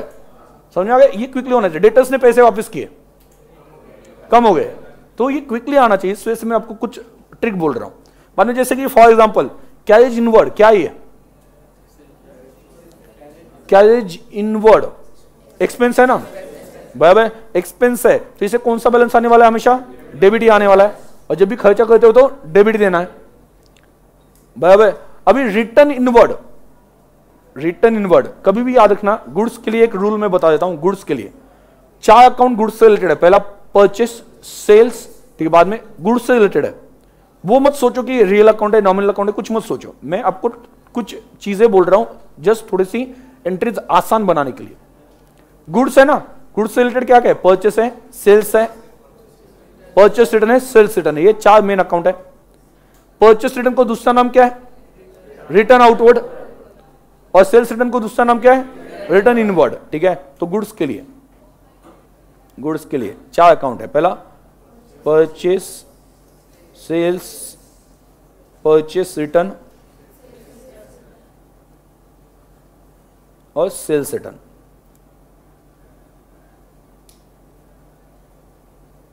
बराबर। और परचेस रिटर्न को बोलो रिटर्न आउटवर्ड बोला जाता है, और सेल्स रिटर्न को रिटर्न इनवर्ड बोलो। गुड्स का जहां पे भी, गुड्स की जहां पे भी बात आती हो, सिंपल है, गुड्स आते तो डेबिट, जाते तो क्रेडिट। परचेस में गुड्स आते हैं क्या या जाते हैं? आते हैं, तो परचेस को डेबिट दिया जाता है। समझ में आया? सेल्स, आप बोलोगे सेल्स नॉमिनल, वो नहीं बोल रहा हूं मैं भाई, मैं क्या बोल रहा हूं, गुड्स आते कि जाते हैं। सेल्स में क्या होता है? जाते हैं, क्या मिलता है? क्रेडिट। करेक्ट है ना? सेल्स को हमेशा आपने क्रेडिट किया है। बाद में परचेस रिटर्न में गुड्स आते कि जाते हैं? जाते हैं, जाते हैं, तो क्या मिलना चाहिए? क्रेडिट। सेल्स रिटर्न में गुड्स आते कि जाते हैं? आते हैं, तो क्या? डेबिट। तो आप मुझे बताओ परचेस को कौन सा बैलेंस होगा? परचेस कौन सा होगा? डेबिट, क्योंकि आते हमेशा डेबिट दे देना। ठीक है, तो डेबिट बैलेंस। सेल्स को कौन सा होगा? Credit balance. बाद में परचेस रिटर्न को क्रेडिट बैलेंस, क्योंकि हमेशा क्रेडिट ही दे तो क्रेडिट साइड ही ज्यादा होगी ना। और सेल्स रिटर्न में गुड्स आ रहे, हमेशा डेबिट दे रहे, तो क्या होगा? Debit balance. समझ में आ गया? ठीक है, तो परचेस को कौन सा बैलेंस होगा? डेबिट। सेल्स को क्रेडिट, परचेस रिटर्न को सोच के बताना। अगर कंफ्यूजन हो गया ना, सिंपली सोचो गुड्स आ रहे कि जा रहे। ठीक है, जा रहे ना, क्या देते हैं हम? जा रहे तो क्रेडिट, और क्रेडिट दे रहे तो क्या आएगा? क्रेडिट बैलेंस ही आएगा। ठीक है, क्योंकि गलती में आता है कि ये अकाउंट का बैलेंस ओवरकास्ट हो गया, अभी आपको पता ही नहीं कि उस अकाउंट को बैलेंस कौन सा है, तो क्रेडिट देना है कि डेबिट देना है ये समझ में नहीं आता। समझ में आया कि मैं क्या बोल रहा हूं? अब आपके सामने उन्होंने गलती बता दी, this account under cast, purchase return account under cast. ठीक है, ये उसके बैलेंस में गलती हो गई। अगर आपको पता नहीं उसको बैलेंस डेबिट होता है या क्रेडिट होता है, तो रिवर्स इफेक्ट कैसे दोगे आप? मुझे पता नहीं आपको ये पता है कि नहीं, I am not taking assumption, but मुझे जनरली पता है कि ये स्टूडेंट को कंफ्यूजन रहता है बैलेंसेस में। ये तो मुझे जो पता है कि नहीं, मतलब यहां पे कंफ्यूजन रहता है, तो ये जब तक मैं क्लियर नहीं करूंगा तब तक आगे का प्रॉब्लम ठीक से नहीं समझेगा। इस बेसिस पे मैंने आपको पहले बोला कि पढ़ाते वक्त मैं जल्दबाजी करूंगा, ऐसा बिल्कुल नहीं। ठीक है, मैं आपके सभी पॉइंट्स क्लियर करूंगा, और मुझे ये आदत ही नहीं शायद से कि कोई भी पॉइंट बताते वक्त डायरेक्टली स्टार्ट करूं। मैं कभी भी उस पॉइंट को, जैसे कि इस पॉइंट पे मैं आया हूं, तो पहले मैंने आपको रूल बता दिए, बाद में उस रूल का इफेक्ट क्या होता है, बैलेंसेस कौन से आते हैं, बाद में इफेक्ट क्या होता है, ये इस तरह से मैंने आपको बता दिया, तभी जाके आपके दिमाग में वो रहेगा। ठीक है, तो ये चीजें समझ में आ गई? कोई डाउट है? Bye bye. आ रहे गुड्स तो डेबिट, जा रहे गुड्स तो क्रेडिट, और जो इफेक्ट दे वही बैलेंस आएगा। सिंपल बात है, जो साइड ज्यादा वो बैलेंस। तो ये लिखा है कि नहीं लिखा है? अरे लिख लो ना, ऐसा क्या कर दे हो? ये ऊपर के रूल लिखने की जरूरत नहीं है, ये वाला लिखो फटाफट।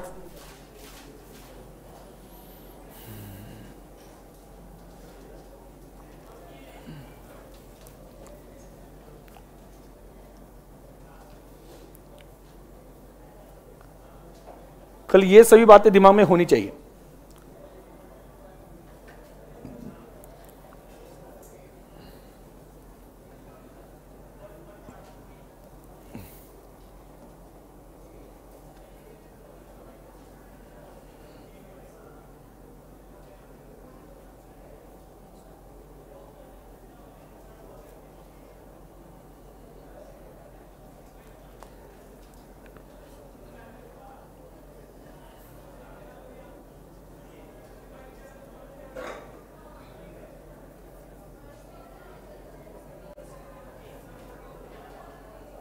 जो वर्चुअल में देख रहे हैं वो ये वीडियो स्टॉप करके लिख सकते हैं। ठीक है, बाकी आप लोग जो हो, ओके, मैं रिकॉर्डिंग स्टॉप कर रहा हूँ, बाकी आप लोग तो यहाँ पे मैं दिखा रहा हूँ वो देख लो। वर्चुअल वाले स्टूडेंट्स रिकॉर्डिंग स्टॉप कर दो और इतना लिख लो, जहाँ पे जो आइटम लिखना है वो रिकॉर्डिंग स्टॉप करके लिख देना। ठीक है, हाँ, यहाँ पे जो सामने है वो लिखो। बाकी का हम कल के लेक्चर में देखने वाले हैं। ठीक है।